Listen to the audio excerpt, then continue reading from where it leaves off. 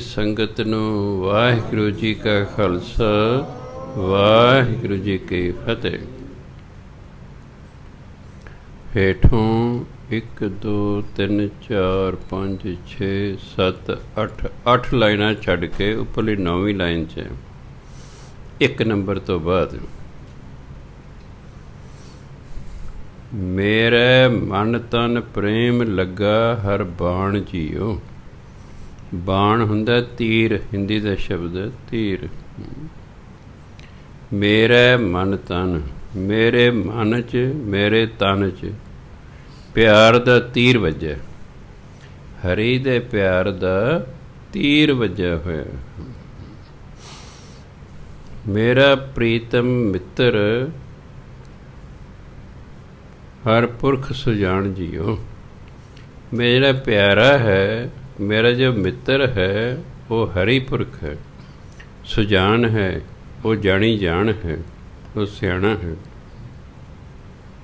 वो मेरा मित्र है, वो मेरा प्रीतम है। गुर मेले संत हर सुगड़ सुजान जीओ। संत गुरु जेड़ा है वो परमात्मा जो सुगड़ है, जो सियाणा है, जानी जान है। ਕਹਿੰਦੇ ਜੀ ਗੁਰੂ ਸੰਤ ਉਸ ਨਾਲ ਮੈਨੂੰ ਮਿਲਾ ਦੇਵੇ, ਕਿਉਂਕਿ ਪਤਾ ਇਸ ਲਈ ਵਿੱਚ ਹੀ ਲਿਖਿਆ ਹੋਇਆ ਵੀ ਕੌਣ ਮਿਲਾਏਗਾ ਪਰਮਾਤਮਾ ਨਾਲ। ਗੁਰੂ ਸੰਤ ਜਿਹੜਾ ਹੈ ਇਹ ਪਰਮਾਤਮਾ ਮਿਲਾਏਗਾ। ਪਰਮਾਤਮਾ ਸੁਗੜ, ਜਿਹਦਾ ਜੀਵਨ ਵਧੀਆ ਹੋਵੇ, ਸੁਘੜ ਜਿਹਦਾ ਜੀਵਨ ਵਧੀਆ ਘੜਿਆ ਹੋਇਆ ਹੋਵੇ, ਸੁਜਾਨ ਜੋ ਸਿਆਣਾ ਹੋਵੇ, ਜਾਣੀ ਜਾਣ ਹੋਵੇ, ਉਹ ਪਰਮਾਤਮਾ ਕਹਿੰਦੇ ਮੇਰੇ ਨਾਲ ਮਿਲਾ ਦਿਓ। ਹਾਂ ਨਾਮ ਵਿਟੋ ਕੁਰਬਾਨ ਜੀਓ। ਫਿਰ ਇਹ ਵੀ ਅੱਗੇ ਦੱਸਦਾ ਕਿ ਗੁਰੂ ਕੀ ਕਰੇਗਾ, ਨਾਮ ਦੀ ਦਾਤ ਦੇਗਾ ਵੀ ਨਾਮ ਜਪ ਬਈ। ਫਿਰ ਪਰਮਾਤਮਾ ਇਸ ਲਈ ਕਹਿੰਦੇ ਮੈਂ ਨਾਮ ਤੋਂ ਬਲਿਹਾਰ ਜਾਂਦਾ ਹਾਂ। ਵਿਟੋ ਮੈਨੇ ਤੂੰ, ਹਾਂ ਨਾਮ ਵਿਟੋ ਕੁਰਬਾਨ ਜੀਓ। ਮੈਂ ਪਰਮਾਤਮਾ ਦੇ ਨਾਮ ਤੋਂ ਬਲਿਹਾਰ ਜਾਂਦਾ। ਹਾਂ ਹਰ ਹਰ ਸੱਜਣ ਹਰ ਮੀਤ ਦਸਾਈ ਜੀਓ। ਦਸਾਈ ਹੁੰਦਾ ਪੁੱਛਦਾ ਹਾਂ, ਪੁੱਛਦੀ ਹਾਂ। ਹਾਂ ਹਰ ਹਰ ਸੱਜਣ ਹਰ ਮੀਤ ਦਸਾਈ ਜੀਓ। ਉਹ ਪਰਮਾਤਮਾ ਜੋ ਸੱਜਣ ਹੈ, ਜੋ ਮਿੱਤਰ ਹੈ, ਮੈਂ ਉਸ ਬਾਰੇ ਪੁੱਛਦੀ ਹਾਂ ਵੀ ਕਿਵੇਂ ਮਿਲੇਗਾ। ਹਰ ਦੱਸੋ ਸੰਤੋ ਜੀ ਹਰ ਖੋਜ ਪਵਾਈ ਜੀਓ। ਇਹ ਸੰਤੋ ਮੈਨੂੰ ਪਰਮਾਤਮਾ ਬਾਰੇ ਦੱਸੋ ਤਾਂ ਮੈਂ ਹਰੀ ਦੀ ਖੋਜ ਕਰ ਸਕਾਂ, ਉਹਦੀ ਖੋਜ ਕਰ ਸਕਾਂ। ਬਾਣੀ ਕਹਿੰਦੀ ਪਰਮਾਤਮਾ ਤੇਰੇ ਅੰਦਰ ਹੀ ਹੈ, ਤੈਨੂੰ 2 ਕੰਮ ਕਰਨੇ ਪੈਣਗੇ। ਇੱਕ ਬੁਰਾਈ ਛੱਡਣੀ ਪਏਗੀ, ਦੂਜਾ ਨਾਮ ਜਪਣਾ ਪਏਗਾ। ਨਾਮ ਦਾ ਫਲ ਤਾਂ ਮਿਲਦਾ, ਨਾਮ ਨੂੰ ਫਲ ਤਾਂ ਮਿਲਦਾ ਜੇ ਸਾਡੇ ਤੋਂ ਬੁਰਾਈ ਨਾ ਹੋਵੇ। ਬੁਰਾਈ ਨੂੰ ਐਂ ਸਮਝਣਾ ਵੀ ਕੀੜਾ ਹੈ। ਜਿਵੇਂ ਆਪਾਂ ਫਸਲ ਬੀਜੀ ਹੈ ਅਤੇ ਉਹਨੂੰ ਕੀੜਾ ਖਾ ਜੇ। ਕਈ ਵਾਰੀ ਕੱਪੜਾ ਜੇ ਬਹੁਤ ਦੇਰ ਅਟੈਚੀ 'ਚ ਪਿਆ ਰਿਹਾ, ਮੈਂ ਦੇਖਿਆ ਉਹਨੂੰ ਕੀੜਾ ਲੱਗ ਜਾਂਦਾ, ਉਹ 'ਚ ਮੋਰੀਆਂ ਹੋ ਜਾਂਦੀਆਂ। ਇਸ ਲਈ ਸਾਡੇ ਅੰਦਰ ਬੁਰਾਈ ਰੂਪੀ ਕੀੜਾ ਹੈ, ਜਿਹੜਾ ਅਸੀਂ ਭਜਨ ਬੰਦਗੀ ਕਰਦੇ ਉਹ ਖਾ ਜਾਂਦਾ ਹੈ। ਇਸ ਲਈ ਸਾਡੀ ਆਤਮਿਕ ਅਵਸਥਾ ਉੱਚੀ ਨਹੀਂ ਹੁੰਦੀ। ਕੋਈ ਤੇ ਕੋਈ ਅੰਦਰ ਗੱਲ ਹੈ ਨਾ, ਨਹੀਂ ਤਾਂ ਹੁਣ ਤੱਕ ਕਿਉਂ ਨਾ ਹੁੰਦੀ।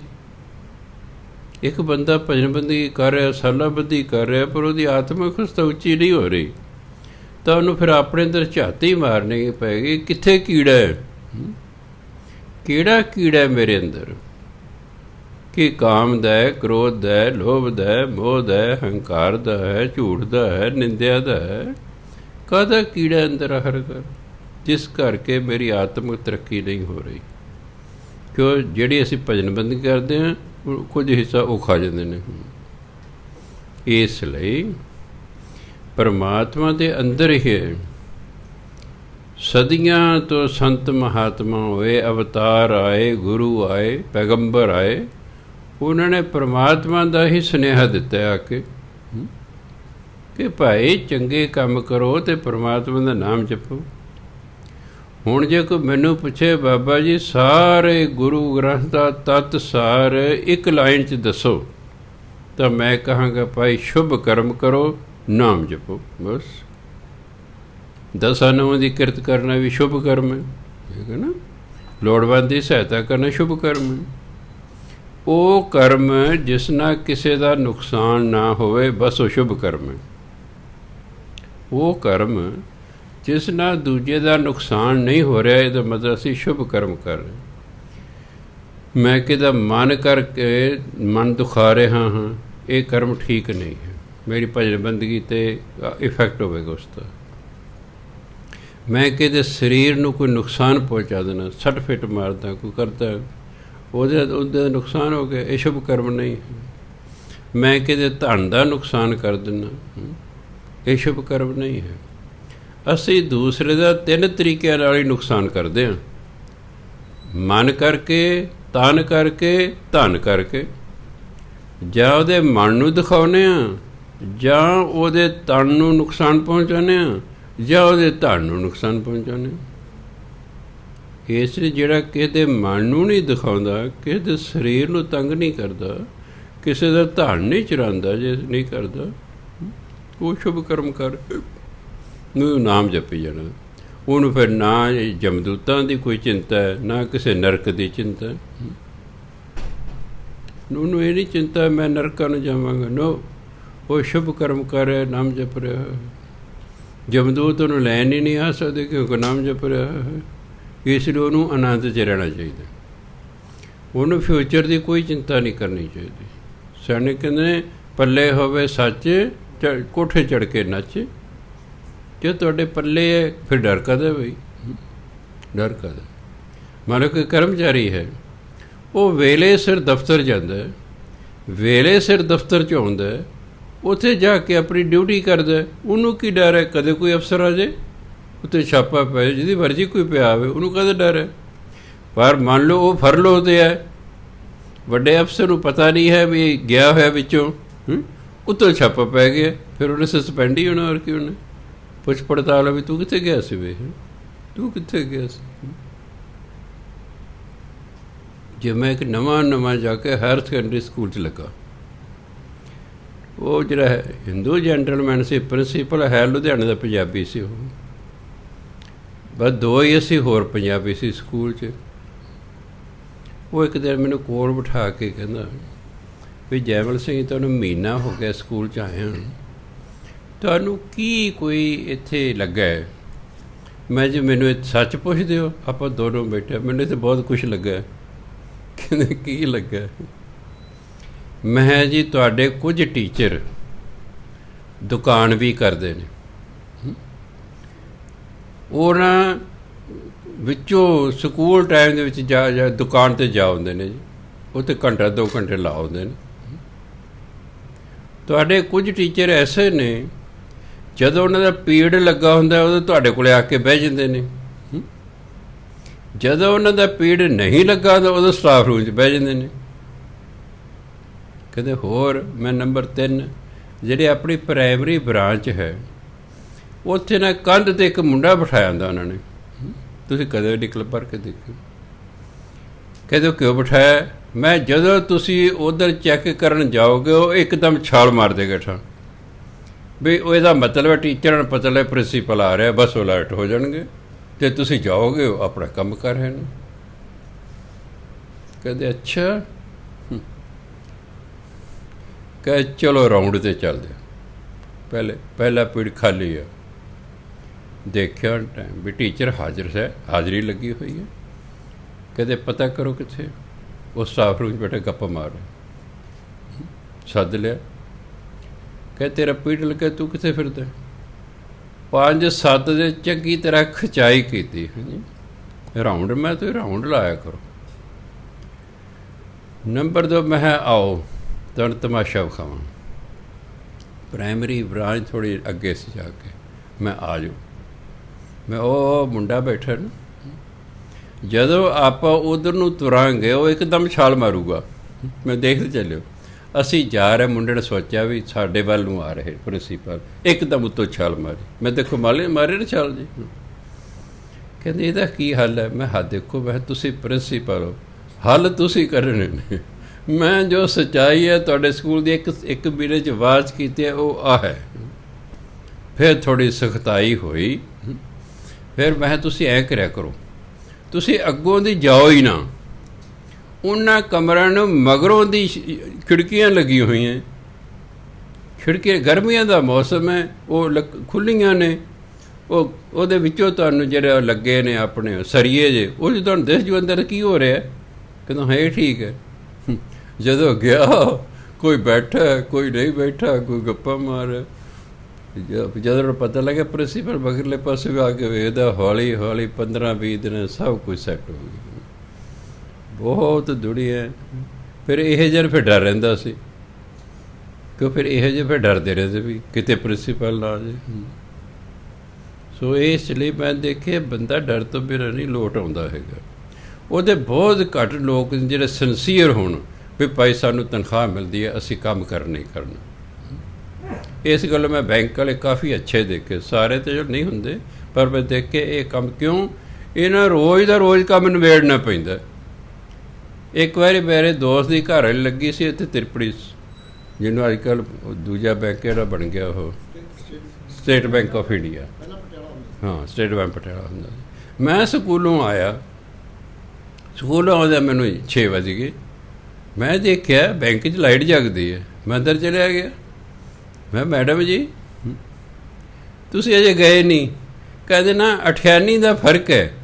ਮੈਂ ਕੋਲੋਂ ਪਾ ਦੋ, ਕਹਿੰਦੇ ਨਹੀਂ ਵੀਰ ਜੀ ਐ ਨਹੀਂ ਹੋ ਸਕਦਾ, ਇਹ ਜਿੰਨਾ ਜੇ ਮਿਲ ਨਹੀਂ ਨਾ ਜਾਂਦੀ ਸਾਨੂੰ ਚਾਹੇ ਰਾਤ ਦੇ 9 ਵਜੇ ਅਸੀਂ ਨਹੀਂ ਜਾ ਸਕਦੇ। ਮੈਂ ਗੱਲ ਬਣੀ ਨਾ ਕੋਈ। ਹਾਂ ਇਸ ਲਈ ਮੈਂ ਦੇਖਿਆ ਇਹਨਾਂ ਦਾ। ਬਾਕੀ ਤੁਸੀਂ ਕਿਸੇ ਦਫ਼ਤਰ ਚਲੇ ਜਾਓ, ਤੁਹਾਡਾ ਕੋਈ ਫਾਰਮ ਨਹੀਂ ਆਪ ਭਰਦਾ ਨਾ, ਜੋ ਭਰਾ ਕੇ ਲਿਓ। ਬੈਂਕ 'ਚ ਤੁਸੀਂ ਜਾਓ, ਸਾਰਾ ਤੁਹਾਡਾ ਕੰਮ ਕਰਦੇ ਨੇ ਉਹ ਆਪ ਫਾਰਮ ਭਰਦੇ ਨੇ, ਤੁਹਾਡੇ ਤੋਂ ਦਸਤਖਤ ਕਰਾਉਂਦੇ ਨੇ ਵੀ ਨਹੀਂ ਅਗਲੇ ਗਿਆਨ ਹੈਗਾ। ਦੂਜੇ ਕਿਸੇ ਦਫ਼ਤਰ 'ਚ ਕੋਈ ਤੁਹਾਡਾ ਫਾਰਮ ਨਹੀਂ ਭਰੇਗਾ, ਭਰਾ ਕੇ ਲਿਓ ਜੀ, ਆਵੀਂ ਆ ਗਏ ਹੋ ਜੀ, ਆ ਕੇ ਲਿਓ। ਮੈਨੂੰ ਕਈ ਗੱਲਾਂ ਬੈਂਕ ਪਸੰਦ ਆਇਆ। ਮੈਂ ਹਾਂ ਯਾਰ ਇਹਨਾਂ ਦਾ ਕੰਮ ਠੀਕ ਹੈ।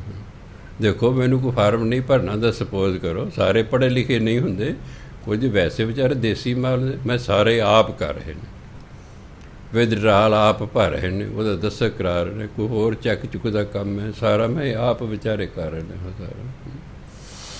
ਸੋ ਇਸ ਲਈ ਜੇ ਬੰਦਾ ਦੋ ਗੱਲਾਂ 'ਤੇ ਪਹਿਰਾ ਦੇ ਦੇ ਨਾ, ਬਈ ਮੈਂ ਕੁਝ ਗਲਤ ਕੰਮ ਕਰਨਾ ਹੀ ਨਹੀਂ ਹੈਗਾ ਅਤੇ ਨਾਮ ਜਪਣਾ, ਮੌਜ ਹੀ ਮੌਜ ਹੈ।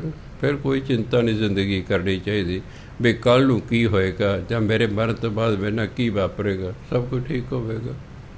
ਜਿਹਦਾ ਪ੍ਰੈਜੈਂਟ ਠੀਕ ਹੈ ਉਹਦਾ ਫਿਊਚਰ ਵੀ ਠੀਕ ਹੈ।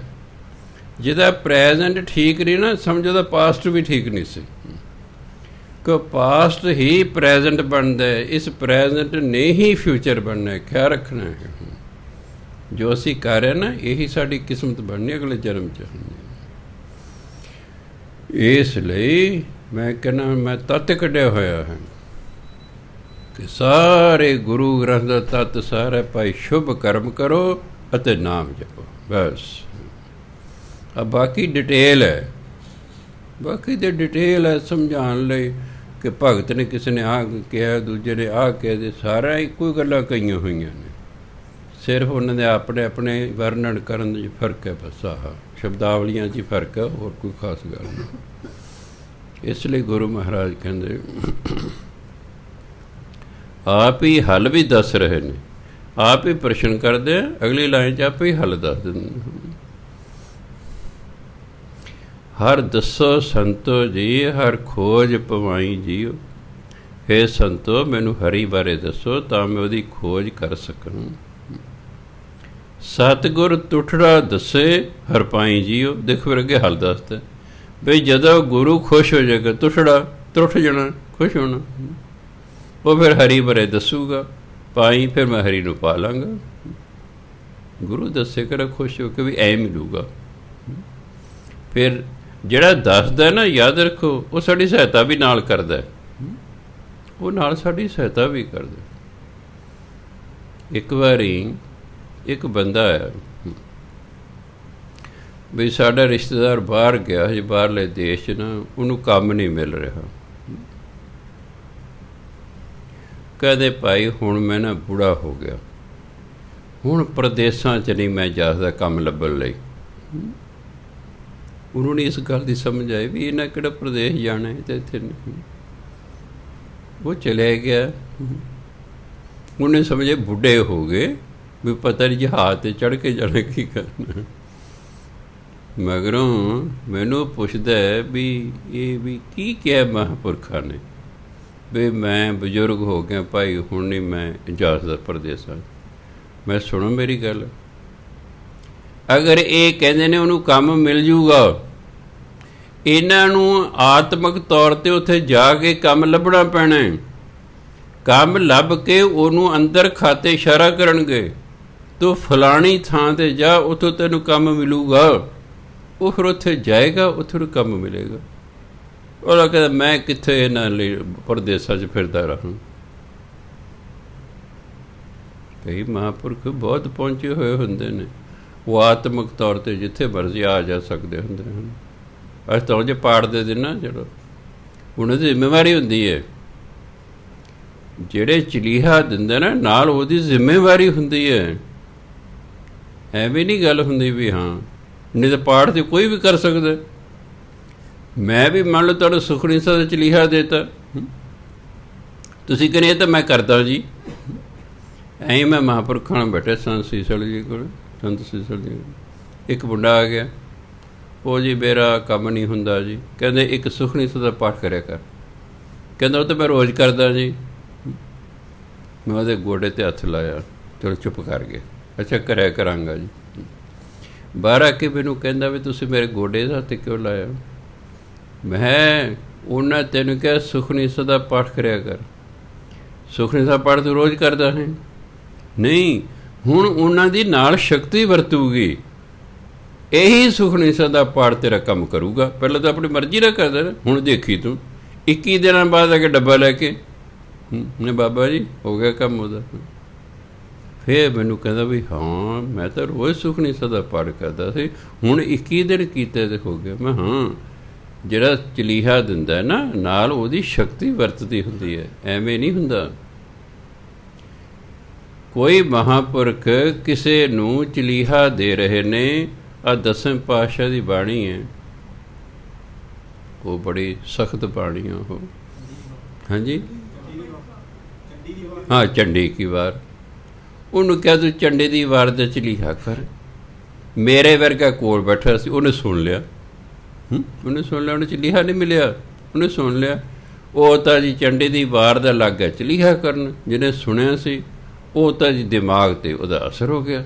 ਕੋਈ ਚਲੀਹਾ ਹੈ ਨਾ, ਉਂਝ ਕਰੀ ਜੇ ਕੋਈ ਗੱਲ ਨਹੀਂ ਹੁੰਦੀ। ਉਂਝ ਦਸਮ ਪਾਤਸ਼ਾਹ ਦੀ ਬਾਣੀ ਬੜੀ ਖੁਸ਼ੀ ਨਾਲ ਪੜ੍ਹੀ ਜੋ ਬਾਣੀ ਆ ਹਰ ਘਰ। ਉਹਨੇ ਕਿਤੇ ਚਲੀਹਾ, ਉਹ ਗੜਬੜ ਹੋ ਗਈ। ਉਹ ਨਾ ਮਹਾਂਪੁਰਖਾਂ ਕੋਲ ਗਿਆ ਜੀ ਵੀ ਮੈਂ ਕਹਿੰਦੇ ਮੈਂ ਤਾਂ ਤੈਨੂੰ ਚਲੀਹਾ ਨਹੀਂ ਦਿੱਤਾ, ਮੈਂ ਤਾਂ ਨਹੀਂ ਤੈਨੂੰ ਚਲੀਹਾ। ਉਹਨਾਂ ਹੀ ਆਏ ਮੈਂ ਤਾਂ ਨਹੀਂ ਤੈਨੂੰ ਚਲੀਹਾ ਦਿੱਤਾ। ਜੇ ਤੁਸੀਂ ਫਲਾਣੇ ਨੂੰ ਚਲੀਹਾ ਦੇ ਮੈਂ ਸੁਣ ਲਿਆ, ਕਹਿੰਦੇ ਦੇਖ ਮੇਰੇ ਕੋਲ ਕੋਈ ਹੱਲ ਨਹੀਂ ਭਰਾਵਾ ਇਹਦਾ। ਉਹ ਸੰਤ ਸੀਤਲ ਸਿੰਘ ਜੀ ਕੋਲ ਆ ਗਏ, ਕਹਿ ਤੇਰੇ ਚਲੀਹਾ ਕਿਹਨੇ ਦਿੱਤਾ ਸੀ? ਕਹਿ ਜੀ ਕਿਸੇ ਨੇ ਨਹੀਂ। ਫਿਰ ਕਹਿ ਤੂੰ ਕਿਉਂ ਕੀਤਾ? ਸਾਡੇ ਕੋਲ ਕੋਈ ਹੱਲ ਨਹੀਂ। ਦੱਸੋ, ਜਿਹਦੇ ਤੋਂ ਸੁਣਿਆ ਸੀ ਉਹ ਕਹਿੰਦਾ ਮੈਂ ਤੈਨੂੰ ਚਲੀਹਾ ਨਹੀਂ ਦਿੱਤਾ, ਮੇਰੇ ਕੋਲ ਕੋਈ ਇਹਦਾ ਹੱਲ ਨਹੀਂ ਤੇਰੀ ਪ੍ਰੋਬਲਮ ਦਾ, ਜੋ ਤੈਨੂੰ ਦਿਮਾਗੀ ਤੌਰ 'ਤੇ ਹੋ ਗਈ। ਮਹਾਂਪੁਰਖ ਕਹਿੰਦੇ ਵੈਸੇ ਤਾਂ ਚਲੀਹੇ ਨਹੀਂ ਦਿੱਤਾ, ਅਸੀਂ ਕੁਛ ਨਹੀਂ ਕਰ ਸਕਦੇ। ਚੱਲ ਉਹ ਫਸ ਗਏ ਨਾ ਵਿਚਾਲੇ। ਇਹ ਦਸਮ ਪਾਤਸ਼ਾਹ ਦੀ ਬਾਣੀ ਹੈ, ਖੜਕੇ ਦੜਕੇ ਵਾਲੇ ਬੰਦੇ ਦੀ ਬਾਣੀ ਹੈ। ਹਾਂ ਐਵੇਂ ਨਹੀਂ ਹੈ ਵੀ ਸਾਊ ਬੰਦੇ ਜੀ ਪੰਚਮ ਪਾਤਸ਼ਾਹ ਦੀ ਬਾਣੀ। ਉਹ ਖੜਕੇ ਦੜਕੇ ਵਾਲੇ ਨੇ, ਉਹਨਾਂ ਦੀ ਬਾਣੀ ਜਿਹੜਾ ਧਿਆਨ ਨਾਲ ਪਾਠ ਕਰਨਾ। ਉਹ ਤਾਂ ਬਾਣੀ ਸਾਰੀ ਲਾਭਦਾਇਕ ਹਰ ਦਸਵੇਂ ਪਾਤਸ਼ਾਹ ਨੇ ਭਾਵੇਂ ਠੀਕ ਉਹਨਾਂ ਆਪਣੀ ਬਾਣੀ ਸ਼੍ਰੀ ਗੁਰੂ ਗ੍ਰੰਥ ਦਰਜ ਨਹੀਂ ਕੀਤੀ, ਉਹਨਾਂ ਦੀ ਆਪਣੀ ਮੌਜ ਹੈ। ਨਾ ਹੀ ਕਿਤੇ ਇਹ ਆਉਂਦਾ ਕਿਤੇ ਕਿਸੇ ਕਿਤਾਬ ਦੇ ਵਿੱਚ ਕਿ ਉਹਨਾਂ ਆਪਣੀ ਬਾਣੀ ਕਿਉਂ ਨਹੀਂ ਦਰਜ ਕੀਤੀ। ਜੇ ਕੋਈ ਸਿੱਖ ਪੁੱਛ ਲੈਂਦਾ, ਜੇ ਭਾਈ ਮਨੀ ਸਿੰਘ ਤੇ ਲੱਗੇ ਹੋਏ ਸਨ ਲਿਖਣ ਗੁਰੂ ਗ੍ਰੰਥ ਸਾਹਿਬ, ਜਿੱਥੇ ਉਹਨਾਂ 9ਵੇਂ ਪਾਤਸ਼ਾਹ ਦੀ ਬਾਣੀ ਐਡ ਕੀਤੀ ਦਸਮ ਪਾਤਸ਼ਾਹ ਨੇ, ਉਹ ਪੁੱਛ ਸਕਦੇ ਭਾਈ ਮਨੀ ਸਿੰਘ ਜੀ ਵੀ ਤੁਸੀਂ ਵੀ ਤਾਂ ਬਾਣੀ ਲਿਖੀ ਹੈ ਜੀ, ਤੁਸੀਂ ਨਹੀਂ ਵਿੱਚ ਕਰਦੇ ਨਾ। ਉਹਨੇ ਪੁੱਛਿਆ ਨਹੀਂ, ਇਸ ਲਈ ਕਿਸੇ ਨੂੰ ਪਤਾ ਹੀ ਨਹੀਂ ਹੈ ਕਿ ਦਸਮ ਪਾਤਸ਼ਾਹ ਦੀ ਬਾਣੀ ਸ਼੍ਰੀ ਗੁਰੂ ਗ੍ਰੰਥ ਸਾਹਿਬ ਕਿਉਂ ਨਹੀਂ ਦਰਜ ਹੈ। ਵੀ ਉਹਨਾਂ ਦੀ ਮੌਜ ਹੈ, ਵੀ ਆਪਣੀ ਉਹਨਾਂ ਦੀ ਆਪਣੀ ਮੌਜ ਹੈ। ਪਰ ਕਿਉਂਕਿ ਦਸਮ ਪਾਤਸ਼ਾਹ ਦੀ ਬਾਣੀ ਬਾਣੀ ਤਾਂ ਹੈ ਨਾ, ਬਾਣੀ ਤਾਂ ਹੈ ਨਾ, ਭਾਵੇਂ ਗੁਰੂ ਗ੍ਰੰਥ ਦਰਜ ਨਹੀਂ, ਇਹ ਤਾਂ ਨਹੀਂ ਅਸੀਂ ਕਹੇ ਬਾਣੀ ਨਹੀਂ ਹੈ ਜੀ, ਹਾਂ ਬਾਣੀ ਹੈ। ਫਿਰ ਦਸਮ ਪਾਤਸ਼ਾਹ ਦੀ ਕਿ ਛੋਟੇ ਮੋਟੇ ਬੰਦੇ ਦੀ ਥੋੜ੍ਹੀ ਲਿਖੀ ਹੋਈ ਹੈ। ਇਸ ਲਈ ਬਾਣੀ ਤੁਸੀਂ ਕਿਸੇ ਵੀ ਗੁਰੂ ਦੀ ਪੜ੍ਹ ਸਕਦੇ ਹੋ, ਪਰ ਜਿਹੜਾ ਚਲੀਹਾ ਹੈ ਆਪਣੀ ਮਰਜ਼ੀ, ਮਹਾਂਪੁਰਖ ਕਹਿੰਦੇ ਸੀ ਇਹ ਆਪਣੀ ਮਰਜ਼ੀ ਨਾਲ ਨਹੀਂ ਕਰੀਦਾ। ਚਲੀਹਾ ਹਮੇਸ਼ਾ ਕਿਸੇ ਤੋਂ ਲਈਦਾ ਹੁੰਦਾ। ਰੱਬ ਨਾ ਕਰੇ ਚਲੀਹਾ ਕਦੇ ਕੁਛ ਹੋ ਜਾਏ, ਉਹ ਫਿਰ ਜ਼ਿੰਮੇਵਾਰ ਹੁੰਦਾ ਜਿਹਨੇ ਚਲੀਹਾ ਦਿੱਤਾ ਹੋਇਆ ਹੈ, ਉਹਦੀ ਨਾ ਸ਼ਕਤੀ ਵਰਤਦੀ ਉਸ 'ਤੇ। ਖੈਰ, ਸੋ ਕਹਿੰਦੇ ਸਤਿਗੁਰ ਤੁਠੜਾ ਦੱਸੇ ਹਰ ਪਾਈ ਜੀਓ। ਗੁਰੂ ਮਾਰੇ ਖੁਸ਼ ਹੋ ਕੇ ਫਿਰ ਮੈਨੂੰ ਪਰਮਾਤਮਾ ਬਾਰੇ ਦੱਸ ਪਾਉਣਗੇ, ਫਿਰ ਉਹਨੂੰ ਪ੍ਰਾਪਤ ਕਰਨਾ, ਪਾਈ ਪਾ ਲਵਾਂਗਾ। ਹਰ ਨਾਮੇ ਨਾਮ ਸਮਾਈ ਜੀਓ। ਮੈਂ ਪਰਮਾਤਮਾ ਦੇ ਨਾਮ ਰਾਹੀਂ ਨਾਮ ਦੇ ਵਿੱਚ ਹੀ ਸਮਾ ਜਾਵਾਂਗਾ। ਨਾਮ ਨੰਨੇ ਕੰਨਾ ਮੰਮੇ ਨੂੰ ਸਿਹਾਰੀ ਹੈ।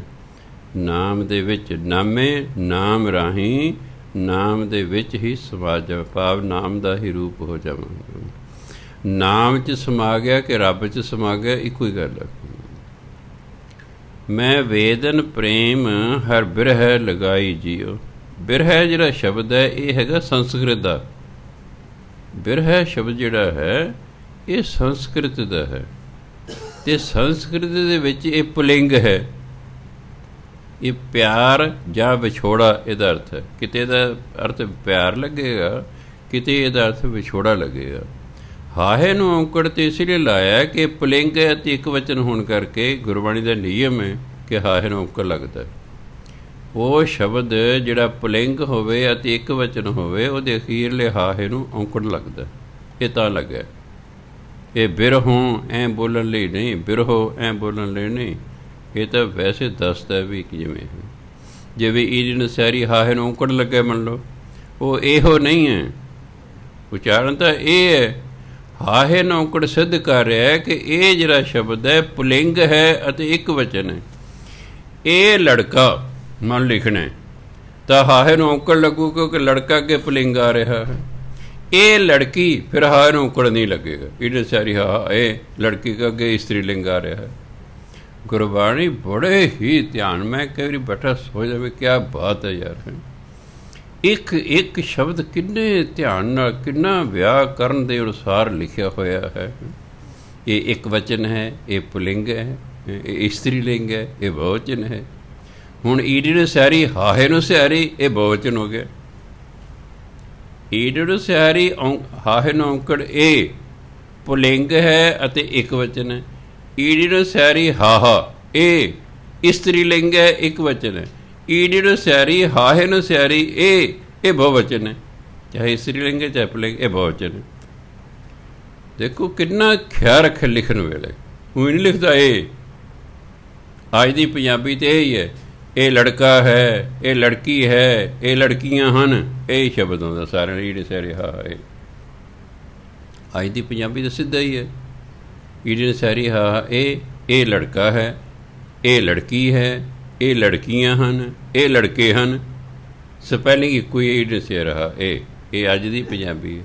ਗੁਰਬਾਣੀ ਦੇ ਵਿੱਚ ਉਚਾਰਨ ਤਿੰਨਾਂ ਦਾ ਇੱਕੋ ਹੈ, ਅਰਥ ਤਿੰਨਾਂ ਦੇ ਅੱਡ ਅੱਡ ਹਨ।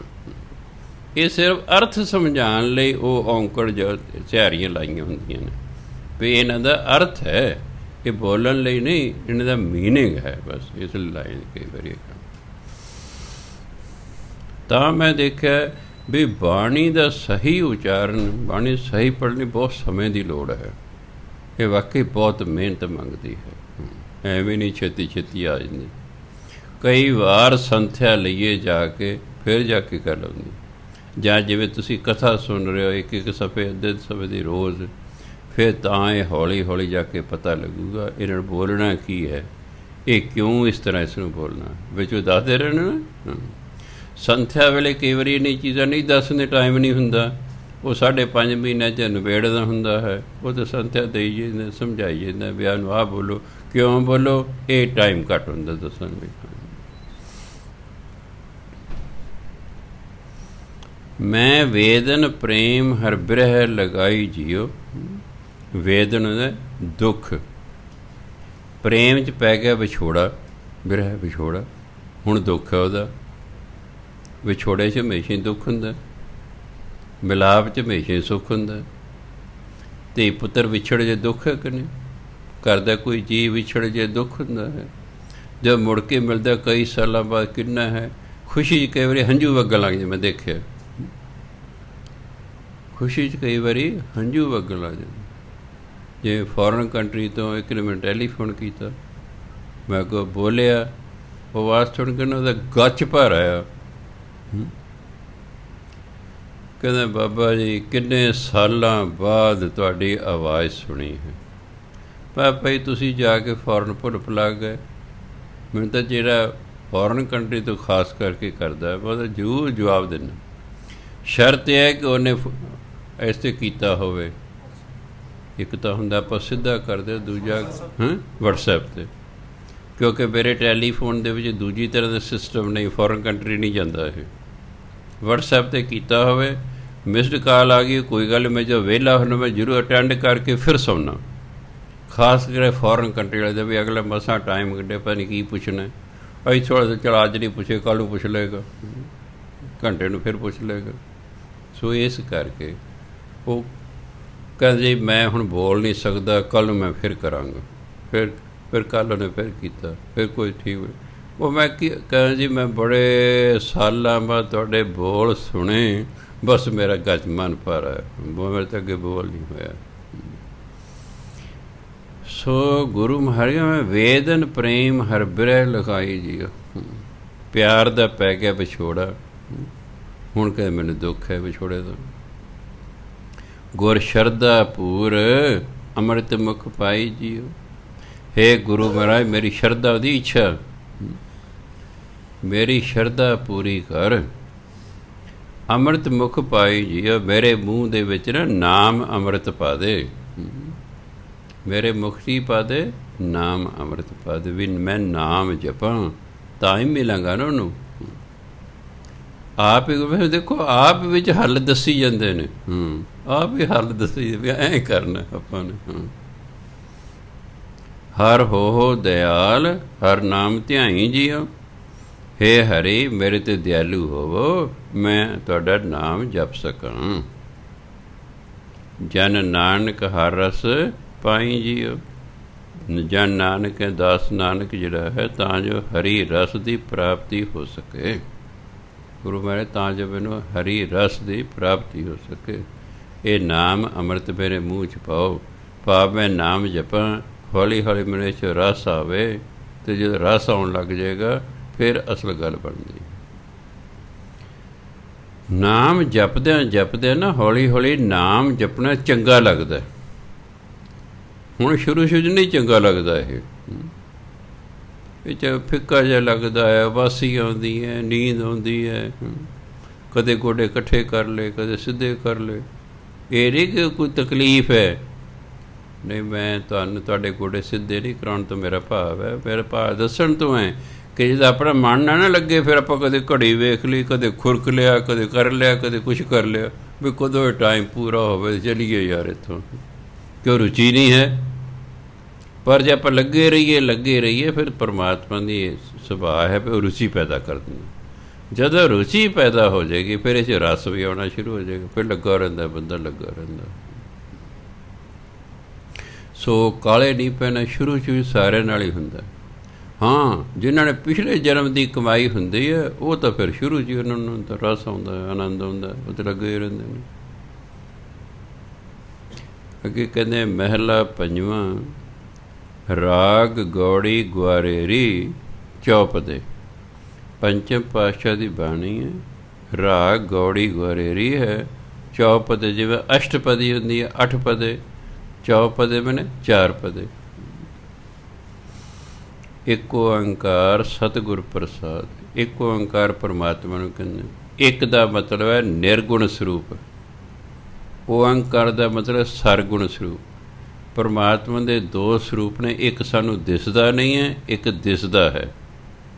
ਆ ਜਿੰਨੇ ਆਪਾਂ ਸਾਰੇ ਬੈਠੇ ਹਾਂ ਇਹ ਓਂਕਾਰ ਆ, ਉਹ ਜਿਹੜੇ ਇੱਕ ਹੈ ਉਹ ਨਿਰਗੁਣ ਸਰੂਪ ਹੈ, ਉਹ ਸਾਨੂੰ ਦਿਸਦਾ ਨਹੀਂ ਹੈ। ਉਹਨੇ ਇਸ ਲਈ ਉਹ ਪਰਮਾਤਮਾ ਜਿਹੜਾ ਨਿਰਗੁਣ ਸਰੂਪ ਵੀ ਹੈ ਅਤੇ ਸਰਗੁਣ ਸਰੂਪ ਵੀ ਹੈ, ਉਹ ਪਰਮਾਤਮਾ ਸਤਿਗੁਰ ਪ੍ਰਸਾਦ, ਪ੍ਰਸਾਦ ਹਿੰਦੀ ਦਾ ਸ਼ਬਦ ਹੈ। ਕਿਰਪਾ, ਕਿਰਪਾ ਦੱਦਣ ਸਾਰੀ ਸੀ ਲੱਗੇ ਕਿਰਪਾ ਨਾਲ, ਪਰਮਾਤਮਾ ਗੁਰੂ ਦੀ ਕਿਰਪਾ ਨਾਲ ਮਿਲਦਾ ਹੈ। ਮੇਰਾ ਗੁਰੂ ਧਾਰਨ ਕਰਨ ਨਾਲ ਨਹੀਂ ਮਿਲਦਾ, ਜਿੰਨੇ ਚਿਰ ਉਹਦੀ ਕਿਰਪਾ ਨਾ ਹੋਵੇ।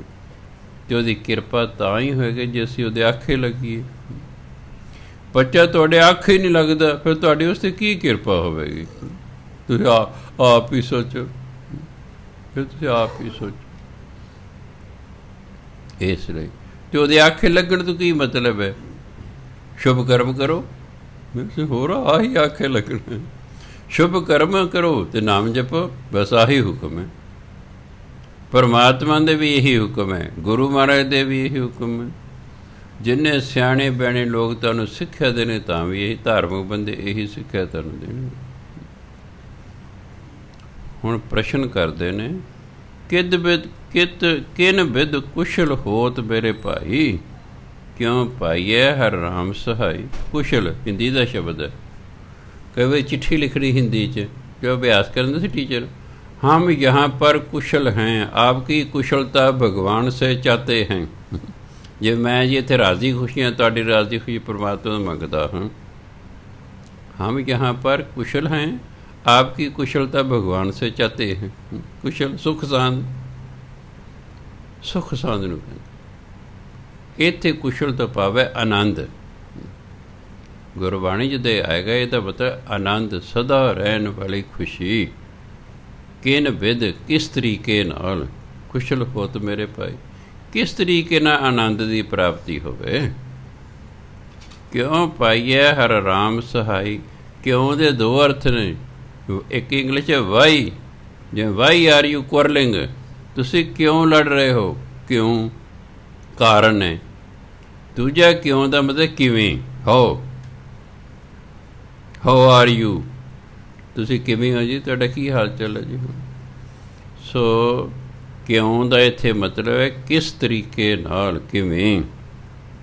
ਕਿਉਂ ਪਾਈਏ ਹਰ ਰਾਮ ਸਹਾਈ, ਪਰਮਾਤਮਾ ਜਿਹੜਾ ਸਾਡਾ ਸਹਾਈ ਹੈ, ਸਾਡੀ ਸਹਾਇਤਾ ਕਰਨ ਵਾਲਾ ਹੈ, ਉਹ ਕਿਸ ਤਰੀਕੇ ਨਾਲ ਮਿਲਦਾ ਹੈ।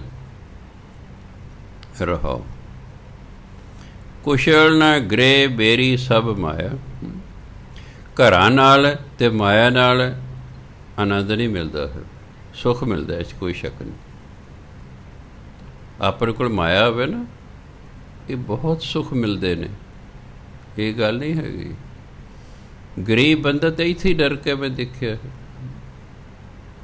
ਗਰੀਬ ਬੰਦਾ ਅੱਗੇ ਪਤਾ ਨਰਕ ਮਿਲਣਾ ਕਿ ਨਹੀਂ ਮਿਲਣਾ, ਉਹ ਤਾਂ ਇੱਥੇ ਹੀ ਨਰਕ ਭੋਗ ਰਿਹਾ ਹੈ। ਕਦੇ ਕਦੇ ਮੈਨੂੰ ਬਹੁਤ ਨੇੜਿਓਂ ਹੋ ਕੇ ਵੇਖਣ ਦਾ ਮੌਕਾ ਮਿਲਦਾ ਹੈ ਗਰੀਬੀ ਨੂੰ।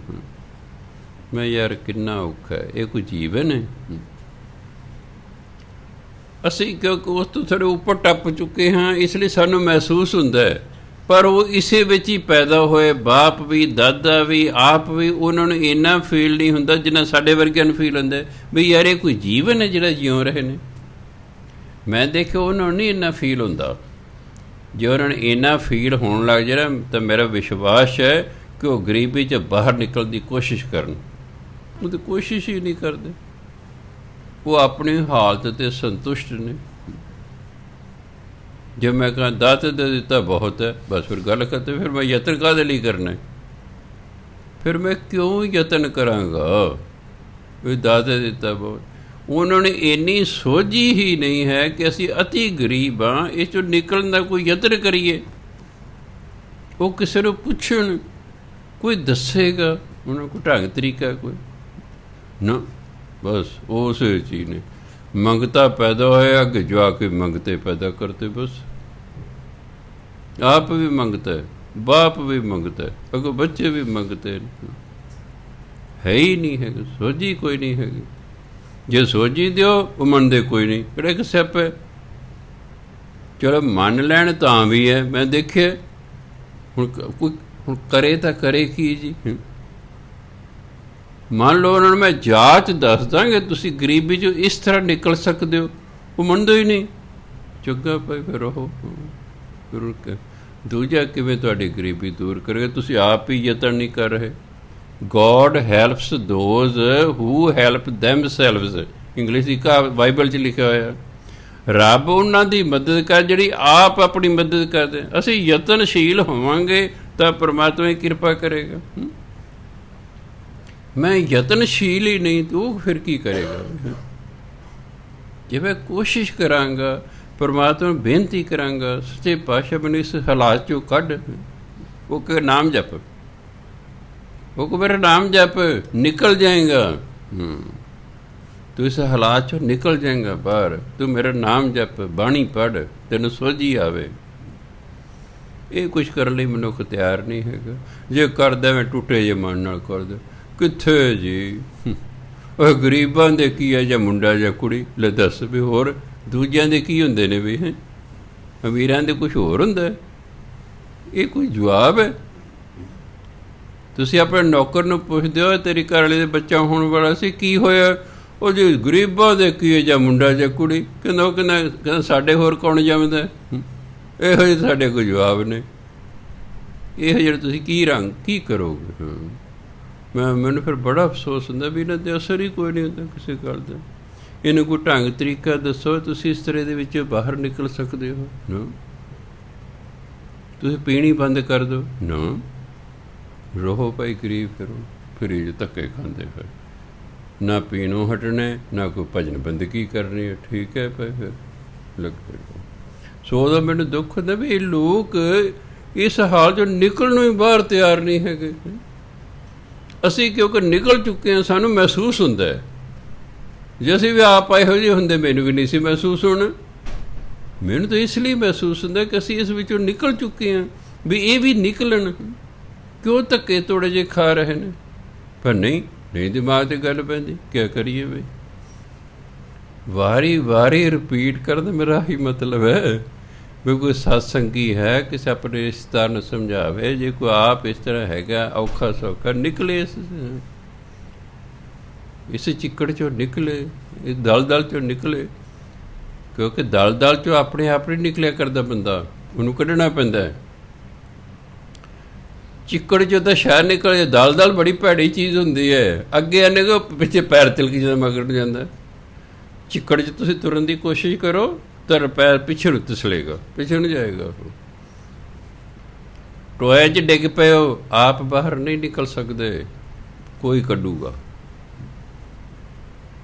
ਗਰਤੋਂ ਉਧਰ ਗੋਪਾਲ, ਹੇ ਪਰਮਾਤਮਾ ਗਰਤ ਟੋਏ ਨੂੰ ਕਹਿੰਦੇ, ਗਰਤੋਂ ਟੋਏ 'ਚੋਂ ਉਧਰ ਗੋਪਾਲ, ਹੇ ਪਰਮਾਤਮਾ ਇਸੇ ਬੁਰਾਈਆਂ ਦੇ ਟੋਏ ਵਿੱਚ ਬਾਹਰ ਕੱਢ।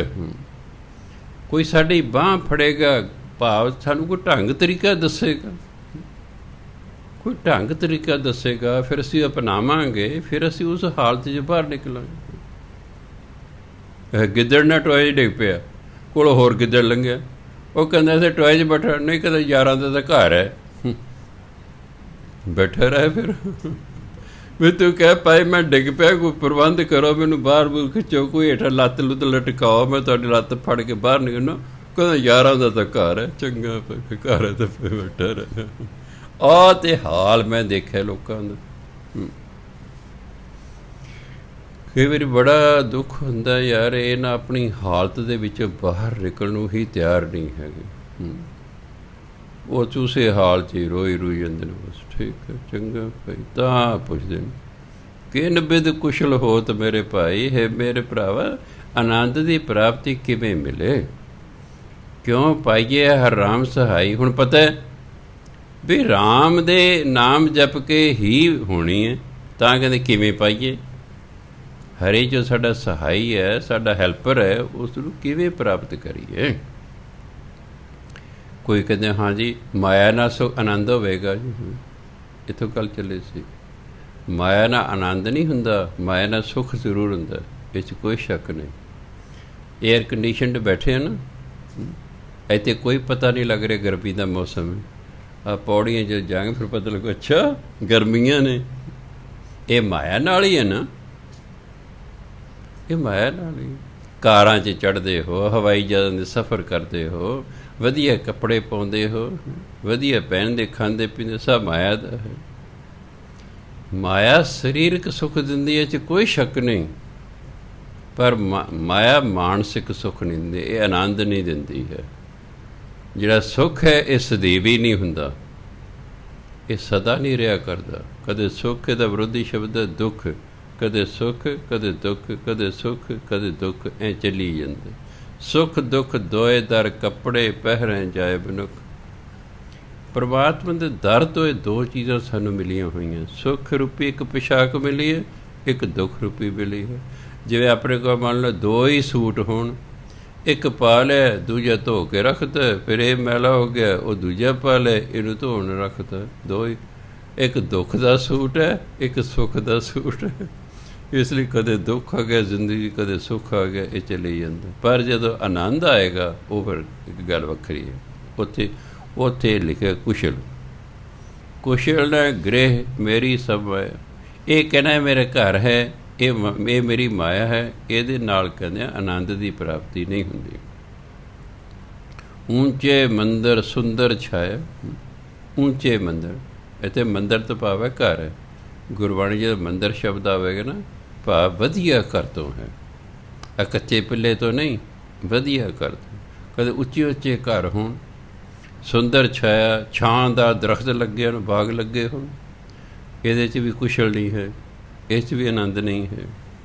ਝੂਠੇ ਲਾਲਚ ਜਨਮ ਗਵਾਏ, ਇਸ ਝੂਠੇ ਲਾਲਚ ਲੱਗ ਕੇ ਮਨੁੱਖ ਜਨਮ ਗਵਾ ਲੈਂਦਾ ਹੈ ਵੀ ਸ਼ਾਇਦ ਇੱਥੋਂ ਮੈਨੂੰ ਆਨੰਦ ਮਿਲੇਗਾ। ਨਾਮ ਜਪਦਾ ਹੀ ਨਹੀਂ ਹੈ, ਨਾਮ ਨਹੀਂ ਜਪਦਾ, ਇਸ ਲਈ ਉਹਨੂੰ ਆਨੰਦ ਦੀ ਪ੍ਰਾਪਤੀ ਨਹੀਂ ਹੁੰਦੀ।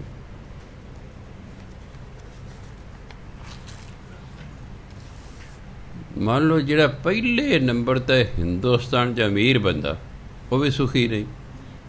ਉਹਨੂੰ ਇਹ ਕਿਤੇ ਦੂਜੇ ਨੰਬਰ ਵਾਲਾ ਮੇਰੇ ਬਰਾਬਰ ਨਾ ਆ ਜੇ, ਉਹਨੂੰ ਆਹੀ ਚਿੰਤਾ ਰਹਿੰਦੀ। ਦੂਜੇ ਨੰਬਰ ਵਾਲਾ ਵੀ ਸੁਖੀ ਨਹੀਂ, ਹਾਏ ਹੋਏ ਮੈਂ ਪਹਿਲੇ ਨੰਬਰ 'ਤੇ ਜਾਵਾਂ, ਲੈ ਦੱਸ। ਅਰਬਾਂ ਖਰਬਾਂ ਰੁਪਈਏ ਕੋਲ ਨੇ, ਮਨ ਭਰਦਾ। ਆਹ ਕਿਸਾਨਾਂ ਦੇ ਜ਼ਮੀਨਾਂ ਖਰੀਦ ਲਓ ਜੀ ਸਾਰੀਆਂ, ਫਿਰ ਇਹਨਾਂ ਨੂੰ ਮਜ਼ਦੂਰ ਬਣਾ ਦਿਓ ਜੀ, ਬਈ ਲਓ ਤੁਸੀਂ ਖੇਤੀ ਵੀ ਕਰਨੀ ਹੈ, ਆ ਸਾਡੀ ਜ਼ਮੀਨ 'ਤੇ ਤੁਸੀਂ ਖੇਤੀ ਕਰ ਲਓ।